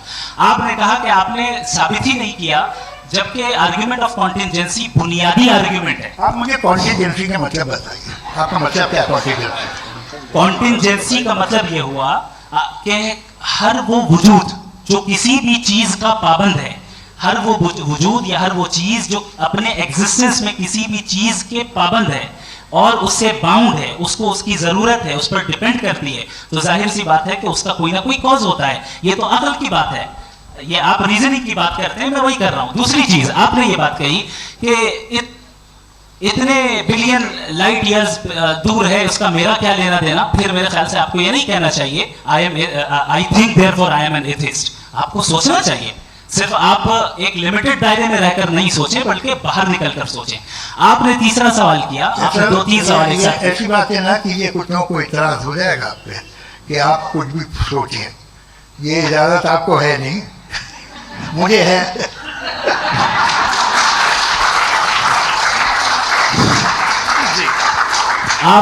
आपने प्रॉब्लम ऑफ इविल के ताल्लुक से सवाल किया और बार बार आप एक लफ्ज रिपीट कर रहे हैं कि ओमनीपोटेंट गॉड है, ऑल पावरफुल गॉड है।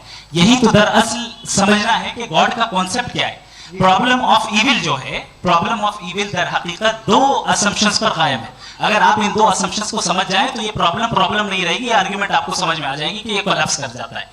पॉइंट नंबर 1, यानी जो आपका सबसे पहला फॉल्स असम्पशन है कि गॉड मर्सीफुल है, ओमनीपोटेंट है, दुनिया में जुल्म हो रहा है।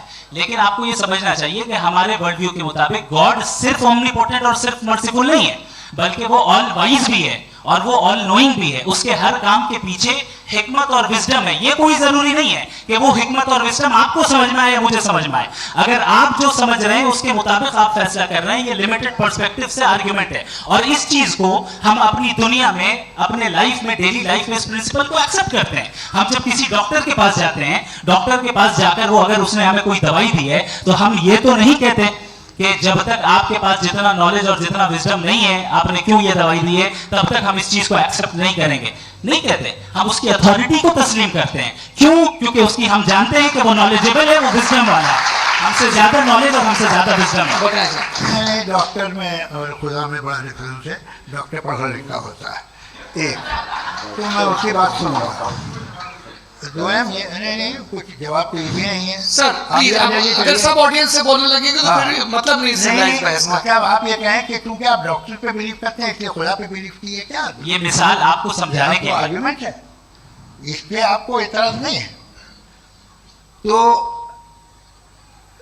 सिंपल बात ये है कि मैं अगर ये यकीन कर लूँ कि ओमनी पेटेंट उसकी मसलहत है, ये जो बच्चे मर रहे हैं ये मसलहत है उसकी, मुझे नहीं चाहिए थी मसलहत। उसकी मसलहत नहीं, यही तो समझना है। मतलब एक्सपीरियंस।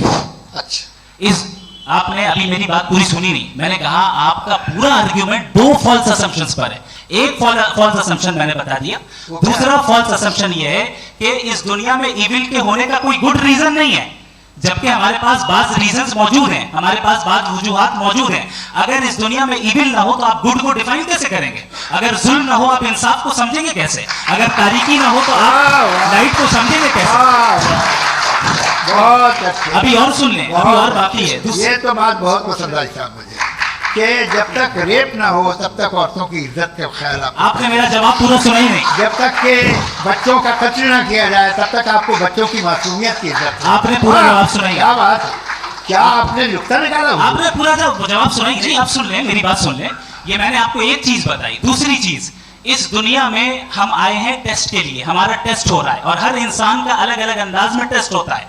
और इस दुनिया में अगर इविल मौजूद है तो वो इविल जरिया है हमारे अंदर ह्यूमन नोबल क्वालिटीज को डेवलप करने का और अलग अलग फील्ड में प्रोग्रेस करने का। और अगर हमारे अंदर और इस दुनिया में इविल नहीं होता तो बताइए टेस्ट का मतलब क्या होता? अगर मैं अपने स्टूडेंट को एमसीक्यूज दूं और उसमें सिर्फ राइट आंसर लिख कर दे दूं और कहूं तुम्हारा टेस्ट हो गया, ये मीनिंगलेस है। इस दुनिया में अगर हम टेस्ट के लिए आए हैं तो जाहिर है गुड एंड इविल दोनों मौजूद है। तो अगर गुड एंड इविल दोनों मौजूद है तो ये इविल भी खुदा का बनाया हुआ है। जी हाँ, खुदा का बनाया हुआ है। लेकिन अच्छा चलो अच्छी बात। जी बिल्कुल, तो बिल्कुल खुदा ने बनाया। अभी तो ये है कि जो मेजॉरिटी है दुनिया में वो इविल है, तो ये खुदा एक्चुअली इविल के साइड पे लग रहा है मुझे। बिल्कुल भी मेजॉरिटी में तो वो है। क्या बात कर रहे हैं भाई आप? कोई भी जो मुंसिफ होगा, चाहे आपका अपना घर हो जिसके आप सबसे बड़े हैं, चाहे आपकी ऑर्गेनाइजेशन हो जो आप चलाते हैं, वहां पर आप इविल रखेंगे साबित करने को कि बाकी लोग शरीफ हैं। मेरी बात सुनिए। क्या ये आर्ग्यूमेंट ही गलत है? अगर जब तक के कोई इविल नहीं होगा तब तक के शरीफ आदमी शरीफ नहीं लगेगा। अगर एग्जामिनर गलत ऑप्शन दे रहा है तो एग्जामिनर इविल नहीं हो गया। जो गलत ऑप्शन को सेलेक्ट कर रहा है वो फेल होगा। क्रिएटर ने इविल को बनाया है लेकिन वो इविल नहीं है। अच्छा सुनिए मेरी बात, let me complete sir. Creator ने इविल को बनाया है टेस्ट के लिए, वो इविल नहीं है। इविल वो होगा जो उसे इख्तियार करेगा। छुरी को बनाने वाला गलत नहीं होता है, छुरी का गलत इस्तेमाल करने वाला गलत होता है। रेप को कैसे गलत इस्तेमाल करते हैं? रेप इंसान के फ्री विल का रखनी चाहिए। ये रेप कैसे गलत इस्तेमाल होता है? ये अब सुन ले, अब सुन ले। हाँ मैं बता रहा हूँ ना, मैं बता रहा हूँ कि जो इविल इस दुनिया में मौजूद है उसके कई सारे तरीके हैं। एक तरीका इंसान का अपना फ्री विल है। अब अगर कोई रेपिस्ट रेप कर रहा है तो इसका गॉड का कसूर नहीं है, वो अपने फ्री विल का गलत इस्तेमाल कर रहा है, उसको सजा मिलनी चाहिए। अच्छा। और उसी के लिए जहन्नम बनाई गई है। ये फ्री विल का भी बड़ा चक्कर। आप जब कोई बुरा काम करते हैं, कोई बुराई होती है तो ये कहा जाता है कि ये फ्री विल है। 7 billion free wills are moving on this planet. 7 billion free will. और एक आदमी अपनी फ्री विल से मुझे कत्ल कर दे तो मैं खुदा की मर्जी से मरा हूँ कि इसकी फ्री विल की वजह से? मेरी मौत खुदा के हाथ है या ये फ्री विल वाले के हाथ? खुदा ने फ्री विल का निजाम बनाया है और उस निजाम का गलत इस्तेमाल करके कोई आपको मार रहा है, इस्तेमाल करके मेरा कत्ल कर देता है। अब मेरी मौत का जिम्मेदार कौन है? वो इंसान जिम्मेदार है। वो इंसान। जी। तो ये कहना कि और उसको सजा मिलेगी। तो अब आप आगे चलिए कि ये तय करना कि अल्लाह ही या खुदा, सॉरी अल्लाह ने खुदा ही जिंदगी देता है, खुदा ही मौत देता है, ये गलत है। बिल्कुल गलत नहीं है। हाँ, नहीं, निजाम उसी ने बनाया फ्री विल का, निजाम मौत और हयात को उसी ने बनाया। You are contradicting yourself. अभी आपने कहा कि एक आदमी ने फ्री विल से आपको मार दिया, इसमें उसे फ्री विल दी गई थी, उसने गलत इस्तेमाल किया। 7 billion free wills are moving on this planet, और आप चाह रहे हैं कि मैं सिर्फ खुदा का ध्यान करूं। ये 7 बिलियन फ्री विल्स को मुझे लुक आफ्टर करना पड़ेगा कि नहीं? ये तो तबाहियां कर रही हैं, और तबाहियां ज़्यादा हो रही हैं। बिल्कुल। तो अगर आप बताएं अगर खुदा नहीं है फॉर एग्जाम्पल, तो आप इविल को कैसे डिसाइड करेंगे? यानी how can you define evil objectively without God? कैसे डिफाइन करेंगे? देखिए, दुनिया में 2 तरह के जानवर हैं, एक जो अकेले रहते हैं जंगल में, और एक जो ग्रुप्स में रहते हैं। ग्रुप में जो भी रहेगा, चाहे वो आपका फाउंडेशन हो, चाहे कोई क्लब हो, चाहे कोई पॉलिटिकल पार्टी हो, चाहे कोई यूनिट हो, उसमें आपको इंटरेक्ट करने के रूल बनाने पड़ेंगे। यानी लोग तय करेंगे। लोग क्या अगर लोगों ने ये तय किया कि किसी का रेप करना सही, आप जस्टिफाई करेंगे? नहीं, आपका फाउंडेशन तो ये हो गया ना कि लोग इविल डिसाइड करेंगे। नहीं, अरे दुनिया में ऐसे ग्रुप्स हैं जो रेप को जायज़ मानते हैं सर्टेन हालात में। मैं डिटेल में नहीं जानूंगा, आप भी जानते हैं। ये जो आईसिस वाले थे, इन्होंने क्या किया था, तो उन्होंने क्या किया उसका खुदा से कोई ताल्लुक नहीं है सर। मैंने सिंपल सवाल किया कि इविल को आप डिफाइन करते कैसे हैं? आगे वापस आइए। जी। कैसे डिफाइन करेंगे विदाउट? आप साथ में तभी रह सकते हैं जब कुछ आप ऐसे उसूल डेवलप करें जिसमें हर एक का बेसिक तहफ़्फ़ुज़, हर एक का बेसिक राइट हो, और हर एक को कोई आराम मिले। यही तरीका है किसी भी ऑर्गेनाइजेशन जिसमें एक से ज़्यादा लोग हैं और वो ऐसे चलती है ज़िंदगी। उसमें अगर आप गड़बड़ करेंगे तो तबाही होगी, नुकसान होगा, बर्बादियाँ आएंगी। और अगर उसमें आप घर ले लीजिए ना, एक हस्बैंड है, एक वाइफ है, बच्चे हैं, वालदा भी हैं, 2 बहनें भी हैं, एक भाई भी है। अब इसमें कोई निज़ाम आपको चाहिए साथ में रहने का, और एक दूसरे पे भरोसा रहे, एक दूसरे के बड़ी ख्वाह हों, एक दूसरे की मदद करें, ऐसी जिंदगी। सर आपकी बात आ गई। आप ये कह रहे हैं कि लोग डिसाइड करेंगे क्या सही है क्या गलत है, यही है? मेजॉरिटी डिसाइड करेगी क्या सही है क्या गलत है? अरे भाई बिल्कुल। मेजॉरिटी अगर ये कहे कि नाजी जर्मनी के साथ जिस तरह मेजॉरिटी थी कि जेनोसाइड करना सही, आप जस्टिफाई करेंगे?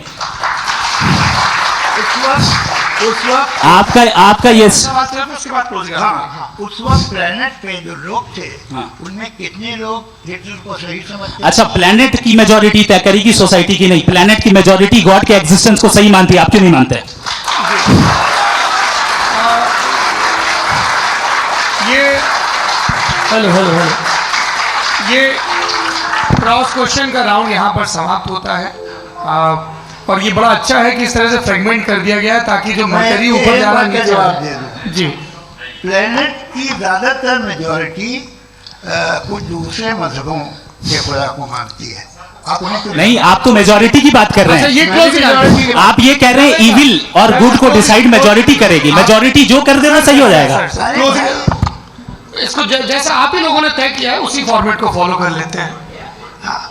भाई मैंने तो भले लोगों पे एतबार किया और तब मॉडरेशन तय किया। जी, आपके पास 5 मिनट का वक्त है, क्लोजिंग आर्ग्यूमेंट है, उसके बाद हम ऑडियंस से क्वेश्चन आंसर लेंगे जावेद साहब के क्लोजिंग आर्ग्यूमेंट के बाद। Okay, Time starts now. बहुत शुक्रिया। जी।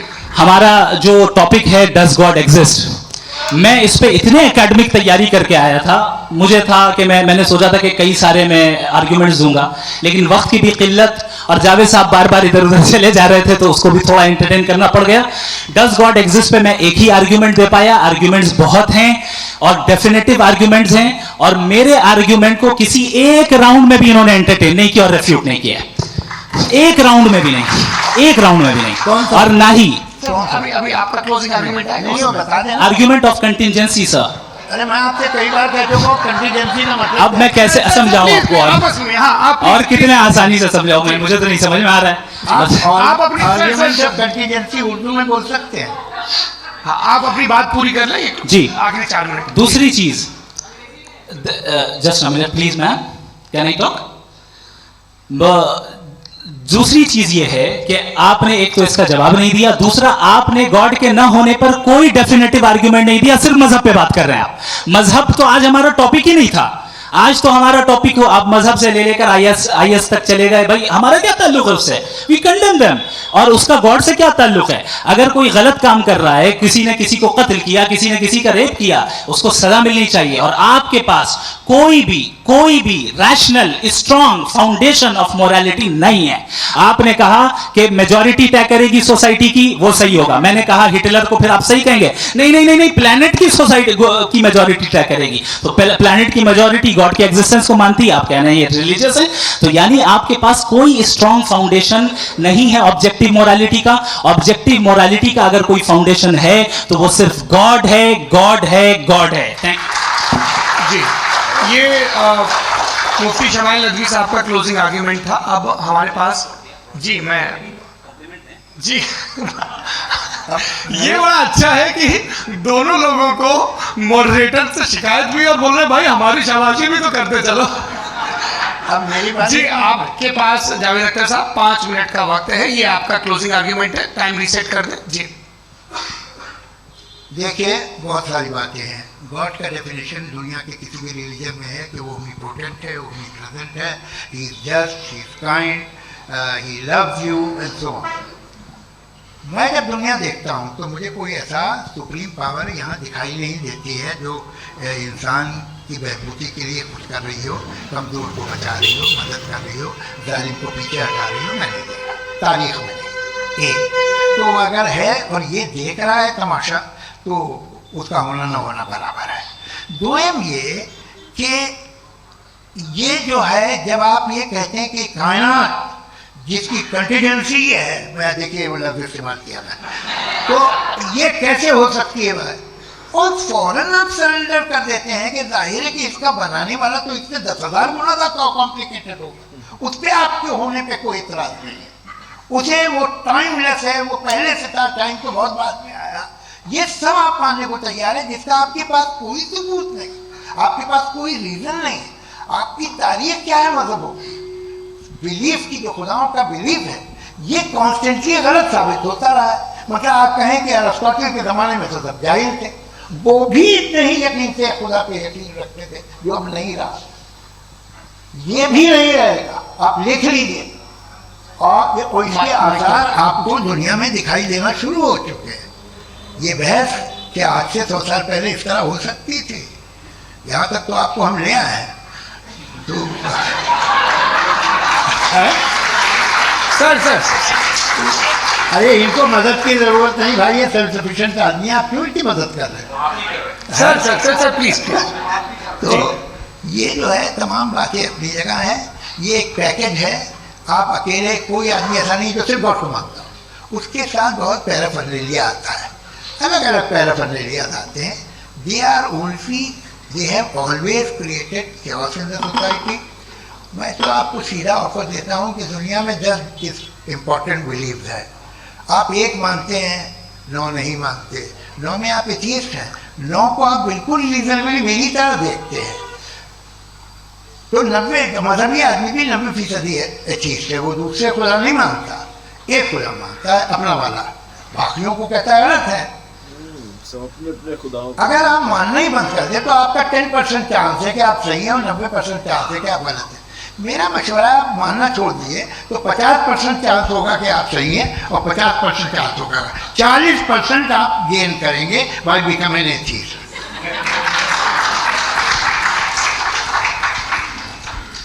ये एक फरसूदा ख्याल है, ये ख़त्म हो रहा है। हो सकता है मेरी ज़िंदगी में ना हो, लेकिन ये हो जाएगा। जो बातें ये इनको आप मेटाफिजिकल, ये वैसे रिस्पेक्टेबल टर्म दे दिए, ये तो उन लोग के हैं जिन्हें ना फिजिक्स मालूम थी ना मेटा मालूम था, ये उन्होंने आपको दिए हैं। जी बहुत शुक्रिया आप दोनों लोगों का। और अब इस बातचीत का आखिरी राउंड शुरू होगा, डज गॉड एग्जिस्ट की ये बहस मुफ्ती शमाइल नदवी और जावेद अख्तर साहब के बीच। आप लोग अपने अपने हाथ ऊपर करेंगे, मैं यहाँ से तय करूँगा। और माइक हमारे पास है क्या? एक ही माइक है ऑडियंस के लिए? 2 माइक है, एक इस तरफ एक इस तरफ, ठीक है। तो जी सबसे पहले हमारी सहयोगी है मारिया शकील जी, पूछे सवाल। थोड़ा सा रुकेंगे ताकि कैमरे का फ्रेम आप पर आ जाए, आपकी तो प्रैक्टिस है टीवी की। जी नदवी साहब, मैं खुदा को मानती हूँ, पहले पहले मैं इसी प्रमाइस से शुरू कर रही हूँ और ये बता रही हूँ आपको, मैं मानती हूँ, लेकिन कुछ सवाल हैं जो जावेद साहब ने उठाया, उसका जवाब आपको देना चाहिए।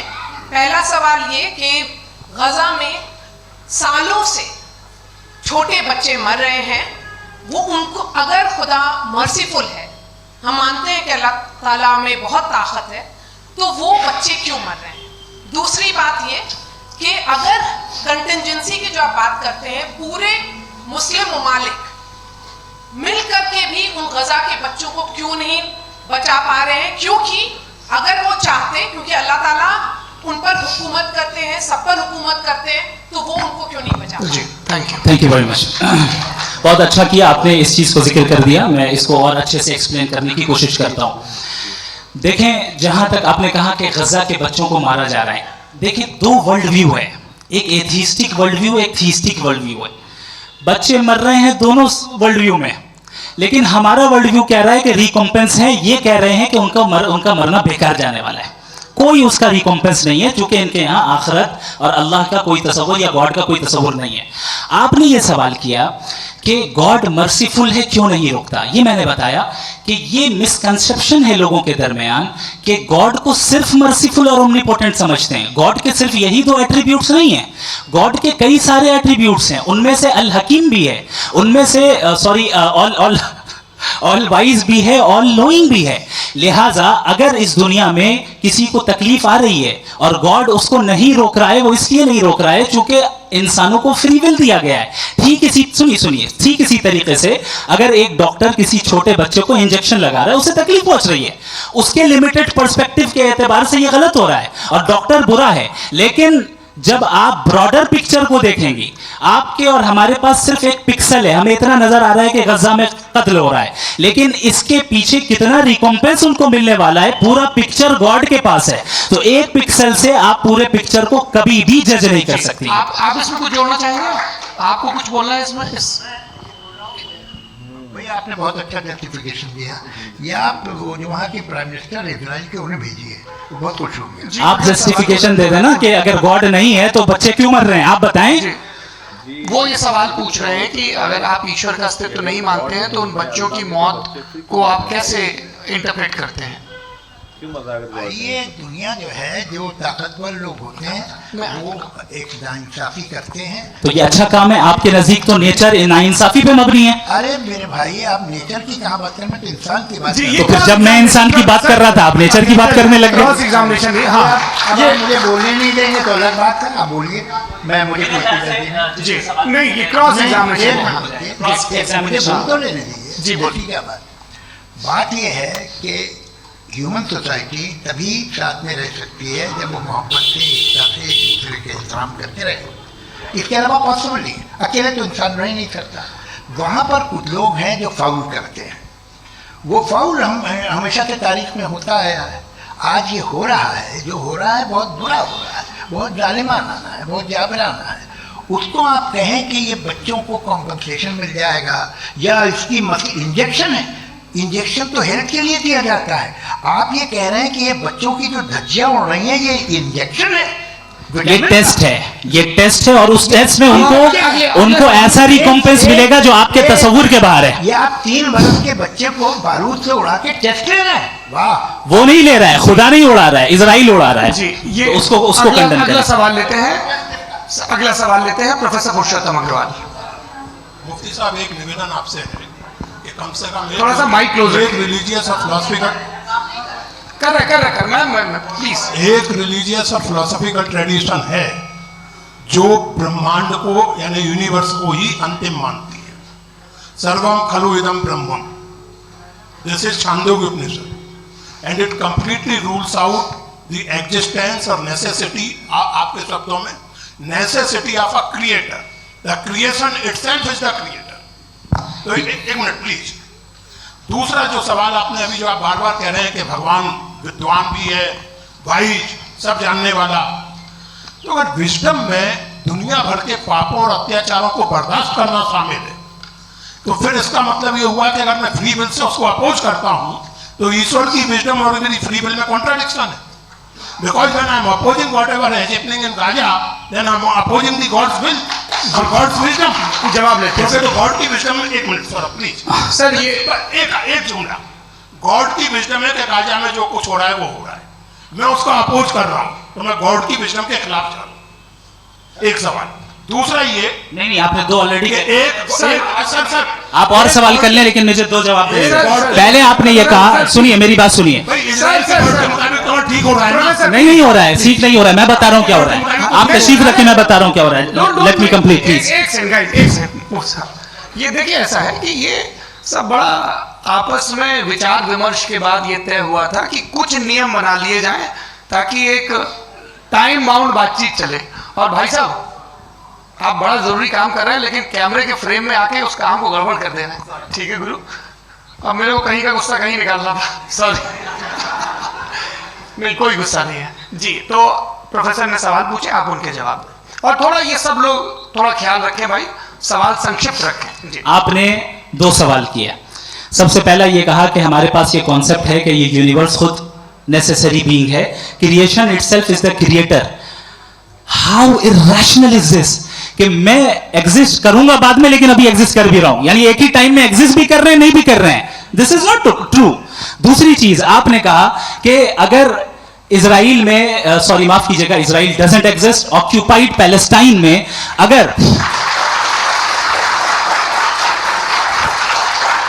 अगर ऑक्यूपाइड पैलेस्टाइन में बच्चों को मारा जा रहा है फ्री विल की वजह से और गॉड नहीं रोक रहा, ये कॉन्ट्राडिक्शन है। ये बताइए कि एक एग्जाम में एक बच्चा गलत आंसर लिख रहा है, सुनिए, एग्जामिनर चाहे तो रोक सकता है, क्यों नहीं रोक रहा है? ये कॉन्ट्राडिक्शन है, ये कॉन्ट्राडिक्शन नहीं है। माइक नहीं सर, ये आपस में ये क्या आपका सवाल? माइक दीजिए। फ्री विल दिया गया है टेस्ट के लिए, अकाउंटेबिलिटी के लिए। अगर फ्री विल नहीं होता तो आप कहते हैं हमें रोबोट बना दिया गया। नॉट मिसरिप्रेजेंट माय पोजीशन, आपकी जो भी पोजीशन, मैं अपनी फ्री विल के नाते, अपने ह्यूमन विजडम के नाते गाजा में हो रही अत्याचार का विरोध करता हूं। बिल्कुल करना चाहिए। के हिसाब से मैं गॉड की विजडम का विरोध कर रहा हूं? बिल्कुल नहीं, जो हो रहा है गॉड, बिल्कुल भी नहीं, बिल्कुल भी नहीं।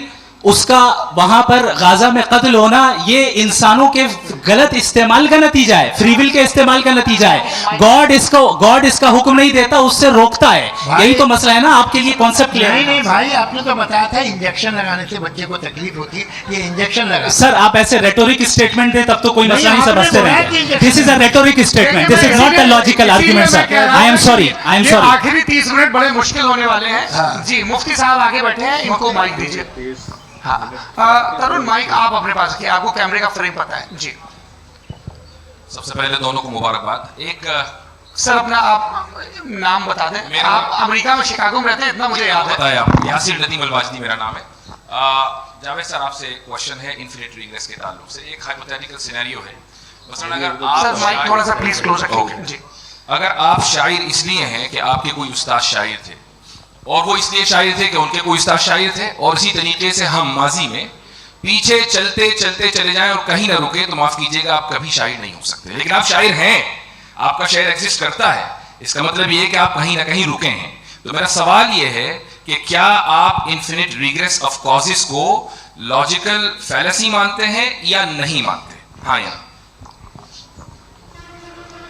मैं इन्हें लॉजिकल फैलेसी नहीं मानता हूँ, लेकिन मेरा प्रॉब्लम यह है कि जब मैं नहीं मानता हूँ तो I continue with this logic जो फैलेसी नहीं हो।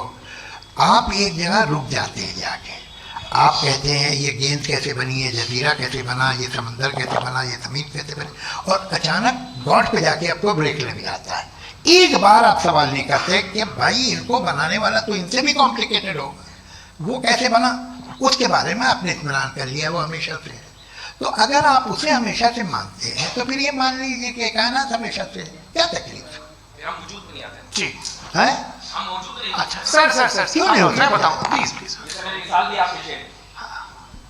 आपका शेर कभी वजूद में आता अगर शायद इसी तरह चलते रहे जी। माइक मेरे ख्याल से इन्फिनिट रिग्रेस का कॉन्सेप्ट क्लियर नहीं हो पाया। ऐसा रहने दें, लेट्स मूव ऑन सर। ठीक है। हाँ थोड़ा सा मॉडरेटर का भी ख्याल रखें। नहीं आपने तो रखा है, आपने रखा है। यहाँ पे गौहर रजा साहब है, वो भी एक सवाल पूछना चाहते हैं। गौहर रजा साहब सवाल पूछिए। माइक यहाँ नीचे से ऑन कर दिए, नीचे। पहले तो ये कह दूं कि मैं उन बच्चों से शर्मिंदा हूं जिनको गजा में कत्ल किया गया, क्योंकि हमारे होते हुए कत्ल किया गया, लेकिन उससे ज़्यादा शर्मिंदगी इस बात से हुई कि मुझे लगा कि मुफ्ती साहब उसको जस्टिफाई कर रहे हैं। बिल्कुल भी नहीं, आप बहुत ही गलत, मुझे लगा मैं गलत हो सकता हूँ, बिल्कुल गलत। मैं सवाल पूछ रहा हूँ, मैं सवाल पूछ रहा हूँ, मैं जावेद भाई से डिसएग्री करता हूँ। एक सेकंड देखिए, अगर देखिए ऐसा एक सेकंड आप सर वेट, अरे आप कुछ मेरे पहले मुझे अपनी बात क्या लेने दीजिए। अगर ऑडियंस तय करेगी तो फिर मॉडरेटर का मतलब नहीं। मेरा आप सबसे ये कहना है, ये बहस दो लोगों के बीच में है, एक तरफ मुफ्ती साहब, एक तरफ जावेद साहब। पिछले 1.5 घंटे से ये लोग अपने अपने तर्क रख रहे हैं। आपकी इनसे इत्तेफाकी हो सकती है, ना इत्तेफाकी हो सकती है। मेरे उस्ताद मुझे सिखा गए हैं कि मुखामुखम में असहमति की गुंजाइश बची रहनी चाहिए। अगर मैं आपकी बहुत इज्जत करता हूँ गौहर साहब, आपने जो कमाल की किताबें लिखी, साइंटिफिक टेम्परामेंट, लेकिन मेरी ये गुजारिश है आप सबसे कि यदि आप इन लोगों ने जो बोला उन पर टिप्पणियां करेंगे तो ना वक्त की पाबंदी रहेगी ना अनुशासन। आप सवाल पूछ लें, उस सवाल में जो बात आ जाए वो आ जाए। मैं जावेद साहब से डिसएग्री करता हूँ, इसलिए जावेद साहब से सवाल पूछ रहा हूँ। आपका सवाल जावेद अख्तर साहब से, और सवाल ये है मेरा कि जावेद साहब ने कई बार लॉजिक का इस्तेमाल किया कि साइंस में लॉजिक है और रिलीजन में लॉजिक नहीं है। मेरा ख्याल ये है कि रिलीजन में भी लॉजिक है, लेकिन उस लॉजिक की बेसिस ये है कि आप रुक जाते हैं, जिसका जिक्र जावेद साहब ने बार बार किया, यानी खुदा के तसव्वुर पे आते हुए, गॉड के तसव्वुर पे आते हुए रुक जाते हैं। और इसमें सवाल पूछना मतलब फॉरबिडन होता है।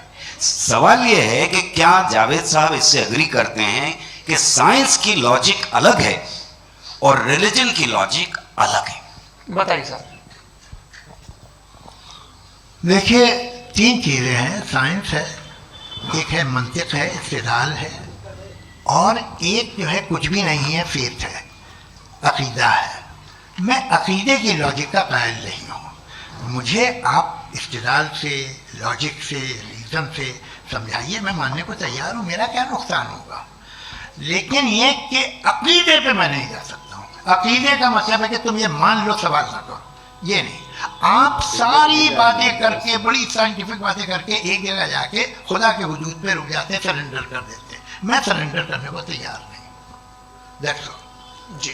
ये आगे सर बैठे हुए, इनको माइक दीजिए। भाई वो आप पूछना चाह रहे थे ना? हाँ, नहीं मैं जी। आपका नाम? आसिम इफ्तिखार। आसिम जी, पूछिए।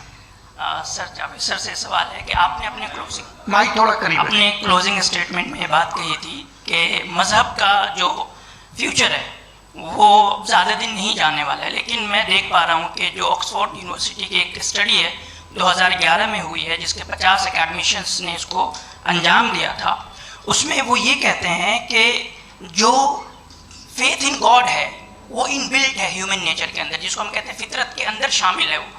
और वो ये कहते हैं कि अगर कोई ये समझता है कि मज़हब को वो ख़त्म कर देगा तो ये उसकी गलत फहमी है। तो आप इसके बारे में, इस स्टडीज़ के बारे में क्या कहते हैं? ठीक है, मैं उनसे एग्री नहीं करता हूँ। वो कौन से प्रोफेसर होंगे? ऐसा उनके क्या पास डेटा है, इन्होंने डेटा के बेस होगा। डेटा क्या हो सकता है? फ्यूचर का डेटा तो नहीं हो सकता ना उनके पास, प्रेजेंट का डेटा हो सकता है। डेटा आपने सुना 100 साल पहले का बाद का डेटा? मैंने तो नहीं सुना आज तक। तो आज उनकी ये राय है और हो भी राय, ठीक है। दुनिया में तरह तरह की राय है लोग, लेकिन मैं समझता हूँ कि वक्त के साथ इंसान ज़्यादा से ज़्यादा रीजनेबल और लॉजिकल होता जा रहा है। आज आप देखिए वेस्टर्न यूरोप में क्या परसेंटेज है नॉन बिलीवर्स की, बहुत हाई। वहाँ चर्च खाली पड़े होते हैं। तो अल्टीमेटली तो इंसान कोई ऐसी बात बहुत अरसे तक नहीं मान सकेगा, चाहे गलत या सही, जो उसे, उसके दिमाग को, उसके जहन को, उसके लॉजिक को अपील ना करे। वो कह रहे हैं तो ऑक्सफोर्ड के होंगे तो कैम्ब्रिज के होंगे, तो मुझे क्या लेना देना। उनका डेटा मुस्तकबिल का नहीं हो सकता है। जी। दीपक, हाँ पूछे। मैं आऊँगा अभी, पीछे की साइड में आऊँगा, माइक वहीं भेजूंगा 2-3 साल के लिए। जी जावेद साहब, आपसे सवाल है। नमस्ते। अरे भाई सर, अगर आप ही लोग को तय करना है तो फिर 200 लोग तय कर लेंगे। नहीं sir, please don't do this sir. Everybody has a right sir, but we can only take selected questions. Sir ये यंग लोग भी हैं तो इनकी ये अब उतने यंग भाई आप यंग हैं कि नहीं है? वो कह रहे हैं वो भी यंग हैं साहब, आप उनकी नौजवानी पर दावा उनको ही करने थे। हाँ मुफ्ती साहब आप यंग, हाँ पूछे। अरे भैया सर मेरा सवाल ये है, इनसे भी तो पूछो जी। मेरे पास आपसे एक सवाल है, जैसे थीस्टों के पास अपने जो ईश्वर को मानते हैं उनके पास अपने सोशल गेट टुगेदर्स हैं, 5 रोज़ आज क्रिसमस आने वाला है, होली है, दिवाली है, ईद है। एथिस्ट क्या ऑफर कर रहे हैं? मतलब मैं इनकी दुकान से बोलूँ मैं आना चाहता हूँ उस तरफ, पर मैं अट्रैक्ट नहीं हो पा रहा हूँ। सोशल गेट टुगेदर्स क्या है आपके पास? वो ये कह रहे हैं कि जो धार्मिक लोग हैं, अलग अलग धर्म के लोग, उनके उत्सव त्योहार कॉन्ग्रेगेशन बहुत हैं। अब आपको मैं एक सुनाता हूँ, यहाँ हिस्टोरियन भी बैठे हैं। मृदुला जी आप बताइएगा सही है क्या? ये एक कॉन्स्टेंटाइन एक ग्रीक रोमन बादशाह था जो क्रिश्चियनिटी आने के 400 साल बाद उसने डिसाइड किया कि मैं क्रिश्चियन हो जाऊंगा, मेरी पूरी स्टेट कैंसिल हो जाएगी। उस ज़माने में ऐसे होता था, राजा जो धर्म इख्तियार करता था वो जनता भी कर लेती थी, इसलिए कि वो हो गया था बैंकरप्ट। और उसे जो मेडिटेरियन कोस्ट के रिच क्रिश्चियन वो थे मर्चेंट, उससे पैसा चाहिए था। तो उसने कहा यार क्रिश्चियन हो जाओ। तो उसने अपने वजीर से कहा कि भाई ये हिस्ट्री है कि अब हम लोग क्रिश्चियन हो जाते हैं। पहले सर हो जाएंगे, कोई प्रॉब्लम नहीं है, लेकिन एक प्रॉब्लम ये है कि 17 दिसंबर से 25 दिसंबर तक जो पेगन फेस्टिवल होता, जो पेगन्स थे वो लोग, जो फेस्टिवल होता है वो बंद हो जाएगा, इसलिए कि हम क्रिश्चियन हो गए तो होगा नहीं। तो वो बच्चों को बहुत बुरा लगेगा, पब्लिक को बहुत इन्जॉय करते हैं, खासतौर से 25 को मेन डे। उसने कहा ये तो सही कह रहे हो, ये जीसस क्राइस्ट की पैदाइश कब थी? कहते था वो अप्रैल में थी। नहीं, कट करो, वो 25 दिसंबर को है। ये हकीकत है। और 400 साल बाद क्रिश्चियनिटी के अप्रैल से दिसंबर ले आए, और इसलिए कि यहाँ पेगन फेस्टिवल होता था। अब मनाते हैं आप आराम से। ये जो सारे फेस्टिवल हैं ये रिलीजन से, हर एक को एक इंटरटेनमेंट डिपार्टमेंट चाहिए होता है अपनी कंपनी चलाने के लिए। तो ये रिलीजन ने, ये सेकुलर त्यौहार थे जिन्हें रिलीजन ने ले लिया है। ये मौसम के थे, फसलों के थे, किसानों के थे, उसको आपने लेके रिलीजियस रंग दे दिया। ये कोई रिलीजन से थोड़ी आए आप। अच्छा हमें देखिए, हम तो मुड़े हैं, हम ईद मनाते हैं, हम दिवाली मनाते हैं, हम होली मनाते हैं, हम क्रिसमस मनाते हैं। बम्बई की फिल्म इंडस्ट्री की सबसे बड़ी होली हमारे घर में, सबसे बड़ी ईद हमारे घर में। वो हमारी सोशल वो है, हमारे हेरिटेज है। ऐसा थोड़ी है कि we will throw the baby around with the water. ये तो अच्छी चीज़ है, इन्हें रखो, जो बेकार है फेंक दो। जी हाँ जी, मेरा सवाल नादवी जी से है। जैसा कि आपने बोला कि गॉड टाइम के भी परे है, और गॉड इतनी कॉम्प्लेक्स चीज़ है कि उसे ह्यूमन माइंड समझ नहीं सकता, और गॉड ने अर्थ पे फ्री विल भी दे दी है। तो आप अपना वक्त ज़ाया क्यों कर रहे हैं गॉड के बारे में बात करके? अपन को तो बात करनी चाहिए कि सोसाइटी को बेहतर कैसे करें। जी, मैं गॉड वही बताता है सोसाइटी को कैसे बेहतर करें। अभी मैं आपका जवाब देता हूँ। आपने कहा कि टाइम पे वो एग्जिस्ट नहीं करता, सो मेरा सवाल ये है कि जैसा आपने बोला कि गॉड बहुत ही कॉम्प्लेक्स चीज है, मैंने कहा ही नहीं कि कॉम्प्लेक्स है, तो आपके अल्फाज हैं। कॉम्प्लेक्स का लफ्ज गॉड के लिए सुटेबल नहीं है। क्यों? क्योंकि कॉम्प्लेक्स वो चीजें होती हैं जो ऑब्जेक्ट हो। God is not an object जिसको आप इंस्ट्रूमेंट के जरिए लेबोरेटरी में जाके टेस्ट करें, oh it's very complex. No, वो कोई कार का इंजन नहीं है। वो फिलोसॉफिकली नेसेसरी बीइंग ऐसी बीइंग है जो सिंपल बीइंग है। हाँ, आप उसको मुकम्मल तौर पे उसकी तमाम हिकमतों को जान ले और हर चीज को जान ले, ये पॉसिबल नहीं है, क्योंकि वो ऑल वाइज है, आप ऑल वाइज नहीं है, और वो खुदा है, वो आपको सारी चीजें बता दे, ये जरूरी नहीं। मेरा सवाल ये नहीं था। मेरा सवाल ये था कि जब गॉड इतना परे है इस दुनिया से कि उसने अर्थ पे फ्री विल भी दी है, हम सब ह्यूमंस की फ्री विल है, और जो सोसाइटी में हो रहा है वो अपन लोग डिसाइड करेंगे। तो अपन लोग डिसाइड नहीं करेंगे ना, अपन लोग डिसाइड नहीं करेंगे। गॉड जो है, गॉड ने वो उसकी जात, उसकी एग्जिस्टेंस टाइम एंड स्पेस से परे है, लेकिन वो हमारा टेस्ट ले रहा है, और उसी गॉड ने हमें बताया कि तुम्हें क्या करना है क्या नहीं करना है। तो जाहिर उस गॉड की बात सुनेंगे ना। जी, वो पीछे एक चश्मा लगाया जो मैम खड़ी हैं, उनको दीजिए। हाँ आप मैम कोई भाई जो सवाल जी जी बिल्कुल आएंगे। हाँ, देखिए मैं कोशिश कर रहा हूँ सब तरफ जाने की। हाँ उनको दीजिए माइक। जी हेलो सर, मैं ओमनी प्रेजेंट नहीं हूँ। टाइम पाबंद हूं और जहां तक कोशिश कर सकता हूं करूंगा। जी, अपना नाम बताइए। मेरा नाम उर्सुला है, मैं दिल्ली यूनिवर्सिटी की एक स्टूडेंट हूँ और मैं स्टूडेंट फेडरेशन ऑफ इंडिया से हूँ। मेरा सवाल मुफ्ती जी से है कि इस हॉल के इस कमरे में बैठ के हम लोग रेप की मोरालिटी के बारे में फिलोसफिकली बात तो कर सकते हैं, बट असलियत ये है कि रोज़मर्रा की ज़िंदगी में औरतें रेप के थ्रू गुजरती हैं और हम लोग सिर्फ नंबर्स पे इस तरह नहीं देख सकते, क्योंकि कितनी औरतें हैं इन कंट्रीज़ में जहाँ पे आप बता रहे हैं कि केसेस कम हैं, जिनका एक्सेस है कि वो जाके केस फाइल कर सकें। कितनी औरतें हैं जो जिनको काम करने की आज़ादी है उन कंट्रीज़ में। यूरोप में ये आज़ादी आ गई, यूरोप में ये रूल्स आ गए, तो हम आज उसके बारे में बात कर पा रहे हैं। जी, जवाब। आपने ये कहा कि कमरे में बंद होकर हम लोग इस पर फिलोसफिकली बात कर सकते हैं, लेकिन हकीकत में क्या हो रहा है, वो ग्राउंड लेवल पे क्या हो रहा है जो बहुत गलत हो रहा है, और वो सफ़र कर रही हैं। आई एग्री, बहुत गलत हो रहा है, और जो गलत हो रहा है उसको हमें रोकना है। और क्यों रोकना है, वो गलत क्यों है, हमारे पास इसका ऑब्जेक्टिव फाउंडेशन है, इनके पास उसका ऑब्जेक्टिव फाउंडेशन नहीं है। मैं ये कहना चाह रहा हूँ कि जहाँ पे भी जुल्म हो रहा है, जहाँ पे भी औरत पे जुल्म हो रहा है, या उसकी इज्जत लूटी जा रही है, या उसे तकलीफ पहुँचाई जा रही है, और सिर्फ औरत नहीं, किसी इंसान के ऊपर भी जुल्म हो रहा है, तो उसके खिलाफ खड़ा होना, ये मॉरलिटी हमारे पास गॉड के पास से आई है। वरना जावेद साहब तो कह रहे हैं कि जो है मेजॉरिटी डिसाइड करेगी, तो मेजॉरिटी तो कभी भी बदल सकती है।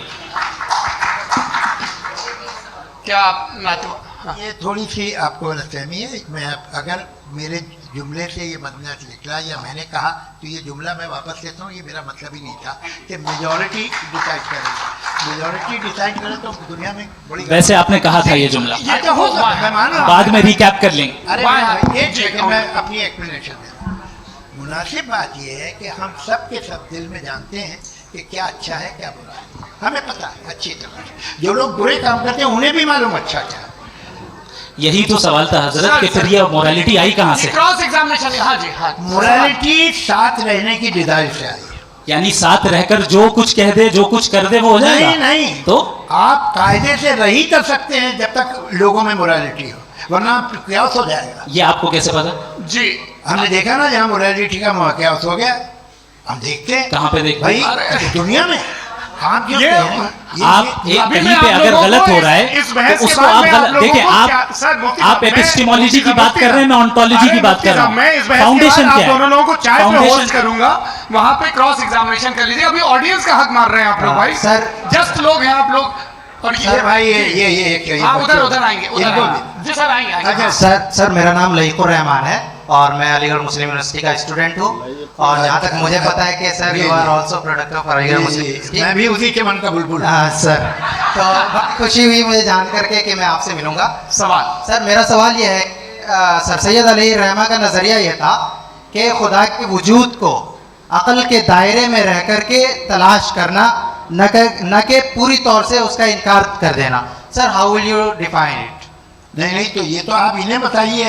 ये सवाल है कि खुदा का वजूद साबित कर रहे हैं, तो सर आपने इनकार कर रखा है, इस वजह से मेरा क्वेश्चन। उन्होंने यही सबसे एक सेकंड, सर सैयद ने यही कहा ना कि अक्ल से आप खुदा के वजूद को साबित नहीं कर सकते, यही कहा ना भाई। वो उन्होंने कहा कर सकते हैं और वो कर दिया गया आज। वो फोन तलाश करना या साबित करना अक्ल से नहीं हो सकता। अरे सवाल तो सुन लीजिए जी। अक्ल से नहीं हो सकता है, यही कहा ना आपने। अक्ल से हो सकता है? अरे वो यही कह रहे हैं भाई, आप बता रहे हो सकता है, वो तो कुछ और। आप अगर सर देखो नौजवान फोन ले लो, इतनी कमाल की यूनिवर्सिटी है। अरे भाई दे दो, दे दो भाई, मेरी बात सुनो, माइक में बोलो ताकि जो लाखों लोग देख रहे हैं। माइक दे दो ना। अरे देंगे ना माइक, तुम ठहरो तो। हाँ सर मेरा सवाल ये था कि सर सैयद अली रहमा का एक नज़रिया था अपना कि खुदा का जो वजूद है उसको अक़ल के दायरे में रह कर के तलाश करना है, न कि पूरे तौर से इनकार कर देना है। ये उनका कॉन्सेप्ट था। लेकिन मेरा सवाल ये है कि आप इसको कैसे डिफाइन करते हैं, एक्सप्लेन कैसे करेंगे? मैं आपसे जानना चाहता हूँ, क्योंकि you are the product of Aligarh Muslim University. मुझे अक़ल के दायरे में रख के मैंने बहुत तलाश की, मुझे मिला नहीं। हाँ ये इधर वो चश्मा लगाए जो, हाँ उनको दे दीजिए। जी जी फटाफट पूछिए, 5 मिनट है, 5 मिनट में खत्म हो रहा है। हाँ अस्सलाम वालेकुम मुफ्ती साहब। एंड मेरा सवाल जावेद अख्तर साहब से। क्या नाम है आपका? अरे भैया जब मुझे ने पूछ रहे फैज पूछे फैज साहब। तो मेरा सवाल ये है कि अभी जो एथियस्ट है वो problem of evil argument use कर रहे हैं अगेंस्ट मुस्लिम्स, राइट? कि इस दुनिया में इतना सारा ईविल है और अगेंस्ट मुस्लिम तो यहाँ अगेंस्ट थियस्ट। हाँ, थोड़ा सा करेक्ट कर लीजिए भाई, पूरी मशक्कत ही इसी बात की थी कि किसी एक मजहब पे बात न टिके। जी, तो बेसिकली आर्ग्यूमेंट ऐसा है कि इस दुनिया में इतना ज़्यादा ईवल एग्जिस्ट करता है और अगर एक ऑल गुड गॉड है तो वो रोकता क्यों नहीं है? लेकिन इस सवाल में एक हिडन अजम्पशन ये है कि इस दुनिया में ईवल एग्जिस्ट करता है। अब एथियस्ट ये कैसे ऑन्टोलॉजिकली प्रूव कर सकते हैं कि इस दुनिया में ईवल एग्जिस्ट करता है? मैं आपको बताता हूँ, थोड़ा सा समझाइए। नहीं सर, इनको सुनिए, नहीं please don't do. I want to explain ontologically. नहीं, हम समझ गए सर, इनको अब जवाब दे दीजिए। अच्छा, सवाल पूछ रहा हूँ मैं। अभी तक क्या था वो मैं थोड़ा सा ऐड ऑन कर लेता हूँ। तुम गुरु, हम जब इसका राउंड 13 करेंगे ना तब तुमको स्टेज पे बैठाएंगे। जी तो हाँ जल्दी से। तो देखिए एथियज्म के हिसाब से सब कुछ रैंडमली बन गया है, सब कुछ एटम्स और मॉलिक्यूल्स है। एक पत्थर में और मुझ में सिर्फ इतना फर्क है कि हम लोग एटम्स और मॉलिक्यूल्स का अलग अलग रीअरेंजमेंट है। अब एक पत्थर को कोई इंसान तलवार से 2 टुकड़ों में काटते हैं या मुझे, according to atheism it is same, there is no evil and good according to atheism. जी अच्छा, फैज साहब का सवाल ये है कि हाँ, कोशिश भी करते तो इससे गलत सवाल नहीं कर पाते। एक लाइफ फॉर्म है और लाइफ फॉर्म में फीलिंग है, मतलब लाइफ फॉर्म सुनता है, देखता है, टेस्ट कर सकता है, फील कर सकता है। तो उसकी जो ये जो क्वालिटी इस बबल में आ गई है, वो जानवर में भी है, इंसान में भी है। तो जाहिर है कि उसे कोई तकलीफ पहुंचेगी, तो चूंकि उसके पास वो सेंसिटिविटी है तो मैं करेगा। पत्थर में वो सेंसिटिविटी नहीं है। तो ये क्या सवाल हुआ कि अगर पत्थर को काटा तो पत्थर को तकलीफ नहीं होती, तो आपको काटे तो आपको क्यों तकलीफ हो? बैठ जाइए। जी हाँ, अगला सवाल। हाँ पूछे जी जावेद अख्तर साहब। अरे भैया, जब आप लोग मुफ्ती साहब को छोड़ रहे हैं तो मेरे ही पीछे पड़े हैं क्या? बोलो भाई। You asked how God can exist when children die in Gaza. Huh? You asked how God can exist when children die in Gaza, and you also mentioned the rise of atheism in Europe. But the same events also are leading many atheists and non-believers to turn towards faith. How do you interpret this contradiction, where suffering pushes some away from God, yet brings others closer to belief? देखिए, आपको एक बात बताऊं, दुनिया perfect तो कहीं भी नहीं है, हर जगह कुछ खामियां हैं। बेटा एक मिनट, आप ही को कहेंगे, देखो वो तो कुछ खामियां, कमज़ोरियां, खराबियां सब जगह है। लेकिन अगर देखोगे ईमानदारी से कि दुनिया सबसे ज़्यादा महज़ब कहाँ है, एक आम शहरी को कहाँ हुकूक हासिल हैं, वो बोल सकता है, अपनी मर्ज़ी से काम कर सकता है, अपनी मर्ज़ी से राय दे सकता है, हुकूमत के ख़िलाफ़ बोल सकता है, बरसर इक़्तिदार लोगों के बारे में बोल सकता है, सरमायादारों के ख़िलाफ़ बोल सकता है। तो आपको ये स्कैंडिनेवियन कंट्रीज़ में मिलेगा, वेस्टर्न यूरोप में मिलेगा। मैं नहीं कह रहा वो परफेक्ट है, बिल्कुल नहीं, वहाँ बहुत ख़राबियाँ भी हैं, परफेक्ट तो कोई। लेकिन जिन जिन मुल्कों में, लैटिन अमेरिका देखो, गल्फ देखो, वहाँ पर आपको ये ज़रूर है कि रेप नहीं होते होंगे। रेप की ज़रूरत क्या है भाई? उसको तो ख़रीद लो, घर में रखो, तो सड़क पर रेप करने की क्या ज़रूरत है? मगर सुनिए, मगर हकीकत ये है कि वहाँ शख्सी आज़ादी राय देने की, बोलने की नहीं है। जी, ये एक आखिरी सवाल मुफ्ती साहब से। हाँ मैम, इनको माइक दीजिए। आखिरी सवाल पूछे मुफ्ती साहब से। शुक्रिया। मेरा नाम मनीषा है, मैं हरियाणा से आई हूँ। मैं मुफ्ती साहब से एक बात पूछना चाहती हूँ। आप बार बार जावेद साहब को कॉन्ट्राडिक्ट तो कर रहे हैं कि आपने ये कहा, लेकिन आप भी असम्पशंस के बेसिस पे बात कर रहे हैं। आपने खुदा के होने का कौन सा प्रूफ पेश किया है, खुदा की एग्जिस्टेंस का? अब इस सवाल को अलग रहने दीजिए, कौन एथीस्ट है कौन नहीं है। और दूसरी बात जो आपने एक छोटी सी कही थी कि ये फ्री विल का इस्तेमाल करता है इंसान अपनी, लेकिन इस फ्री विल का इस्तेमाल में मतलब खुदा ने ये दे दी सबको ये इजाज़त कि वो कितना घिनौनापन और कितने ज़्यादा ख़राब से ख़राब तरीके इस्तेमाल कर सकते हैं। जवाब सुनते जी। आप फ्री विल को मानती है ना? ये आप कहती है कि फ्री विल नहीं है ना? मानती है ना? तो अब आपके पास इसका कोई एक्सप्लेनेशन नहीं है कि अगर एक इंसान उस फ्री विल का इस्तेमाल करके गलत काम कर रहा है और बच के अच्छी ज़िंदगी गुजार के निकल जा रहा है, उसका कोई रिकम्पेंस नहीं है। हमारे वर्ल्ड व्यू में जो इंसान गलत काम कर रहा है उसको भी रिकॉम्पेंस यानी उसका बुरा बदला मिलना है, और जो सही काम कर रहा है उसको सही बदला मिलना है। लिहाजा जो फ्री विल है वो इस तरीके से है कि एक लिमिटेड टाइम तक खुदा ने मोहलत दी है। ऐसे नहीं कि छूट दे दी, जो करना है करते रहो हमेशा। वक्त आएगा जब एग्जाम का टाइम खत्म होगा तब रिजल्ट आएगा, दौरान एग्जाम जबरदस्ती आपको नहीं बताया जाएगा। अरे भाई एक सेकंड, जी सवाल मुफ्ती साहब से मेरा, मुफ्ती साहब से, रुक जाइए, आपसे मैं मुफ्ती साहब एक ही सवाल करता हूँ कि अगर जो हो रहा है फ्री विल से हो रहा है और एक दिन बरोज़ क़यामत इंसाफ होगा मैशर में वगैरह वगैरह, तो दुआ क्यों मांगते हैं लोग? दुआ मांगते हैं इसके मतलब है अभी भी उसने ये डिपार्टमेंट रखा है कि मैं रोजमर्रा की जिंदगी में बिल्कुल बिल्कुल ही कैन। तो तुम कैन हो, तुम मुझे नौकरी दिला देते हो, मेरे बेटे को ग्रीन कार्ड दिला देते हो और 45,000 बच्चे मरते उन्हें रोकते नहीं हो। नहीं तो क्या आप ये कह रहे हैं कि इस दुनिया में जालिमों को कभी पकड़ ही नहीं होती है? अरे जो भी पकड़ होगी वो बच्चे रोते हैं। बिल्कुल, देखिए मैंने अपने ओपनिंग स्टेटमेंट में यही कहा था कि जनाब जावेद साहब सिर्फ इमोशनल आर्गुमेंट है, this is an emotional argument. ये छोटे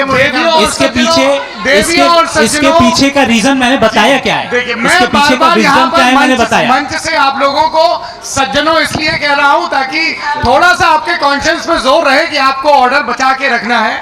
वक्त तय हुआ था, ये वक्त पूरा हुआ, आपने इतने धैर्यपूर्वक सुना, मैं आप सबका बहुत बहुत शुक्रगुजार हूं। यदि इन दोनों विद्वानों की इच्छा होगी तो कभी हम इस बातचीत का राउंड 2 राउंड 3, यही तो देखिए खूबी है इंसान की कि बहस मुबाहसे में वो पड़ा रहता है। आप लोगों ने बड़े धैर्य का परिचय दिया, बहुत बहुत शुक्रिया। इसी के साथ ये बातचीत आप लोगों को मैं एक बात बता दूं, ये सारी बहस हो गई, अब मुफ्ती साहब और बड़े मुफ्ती साहब इन सब के साथ मैं खाना खाने वाला हूँ।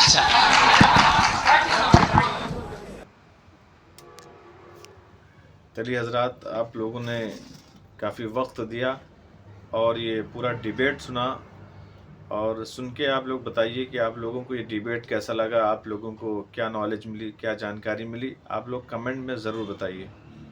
बहुत बहुत शुक्रिया। अस्सलाम वालेकुम।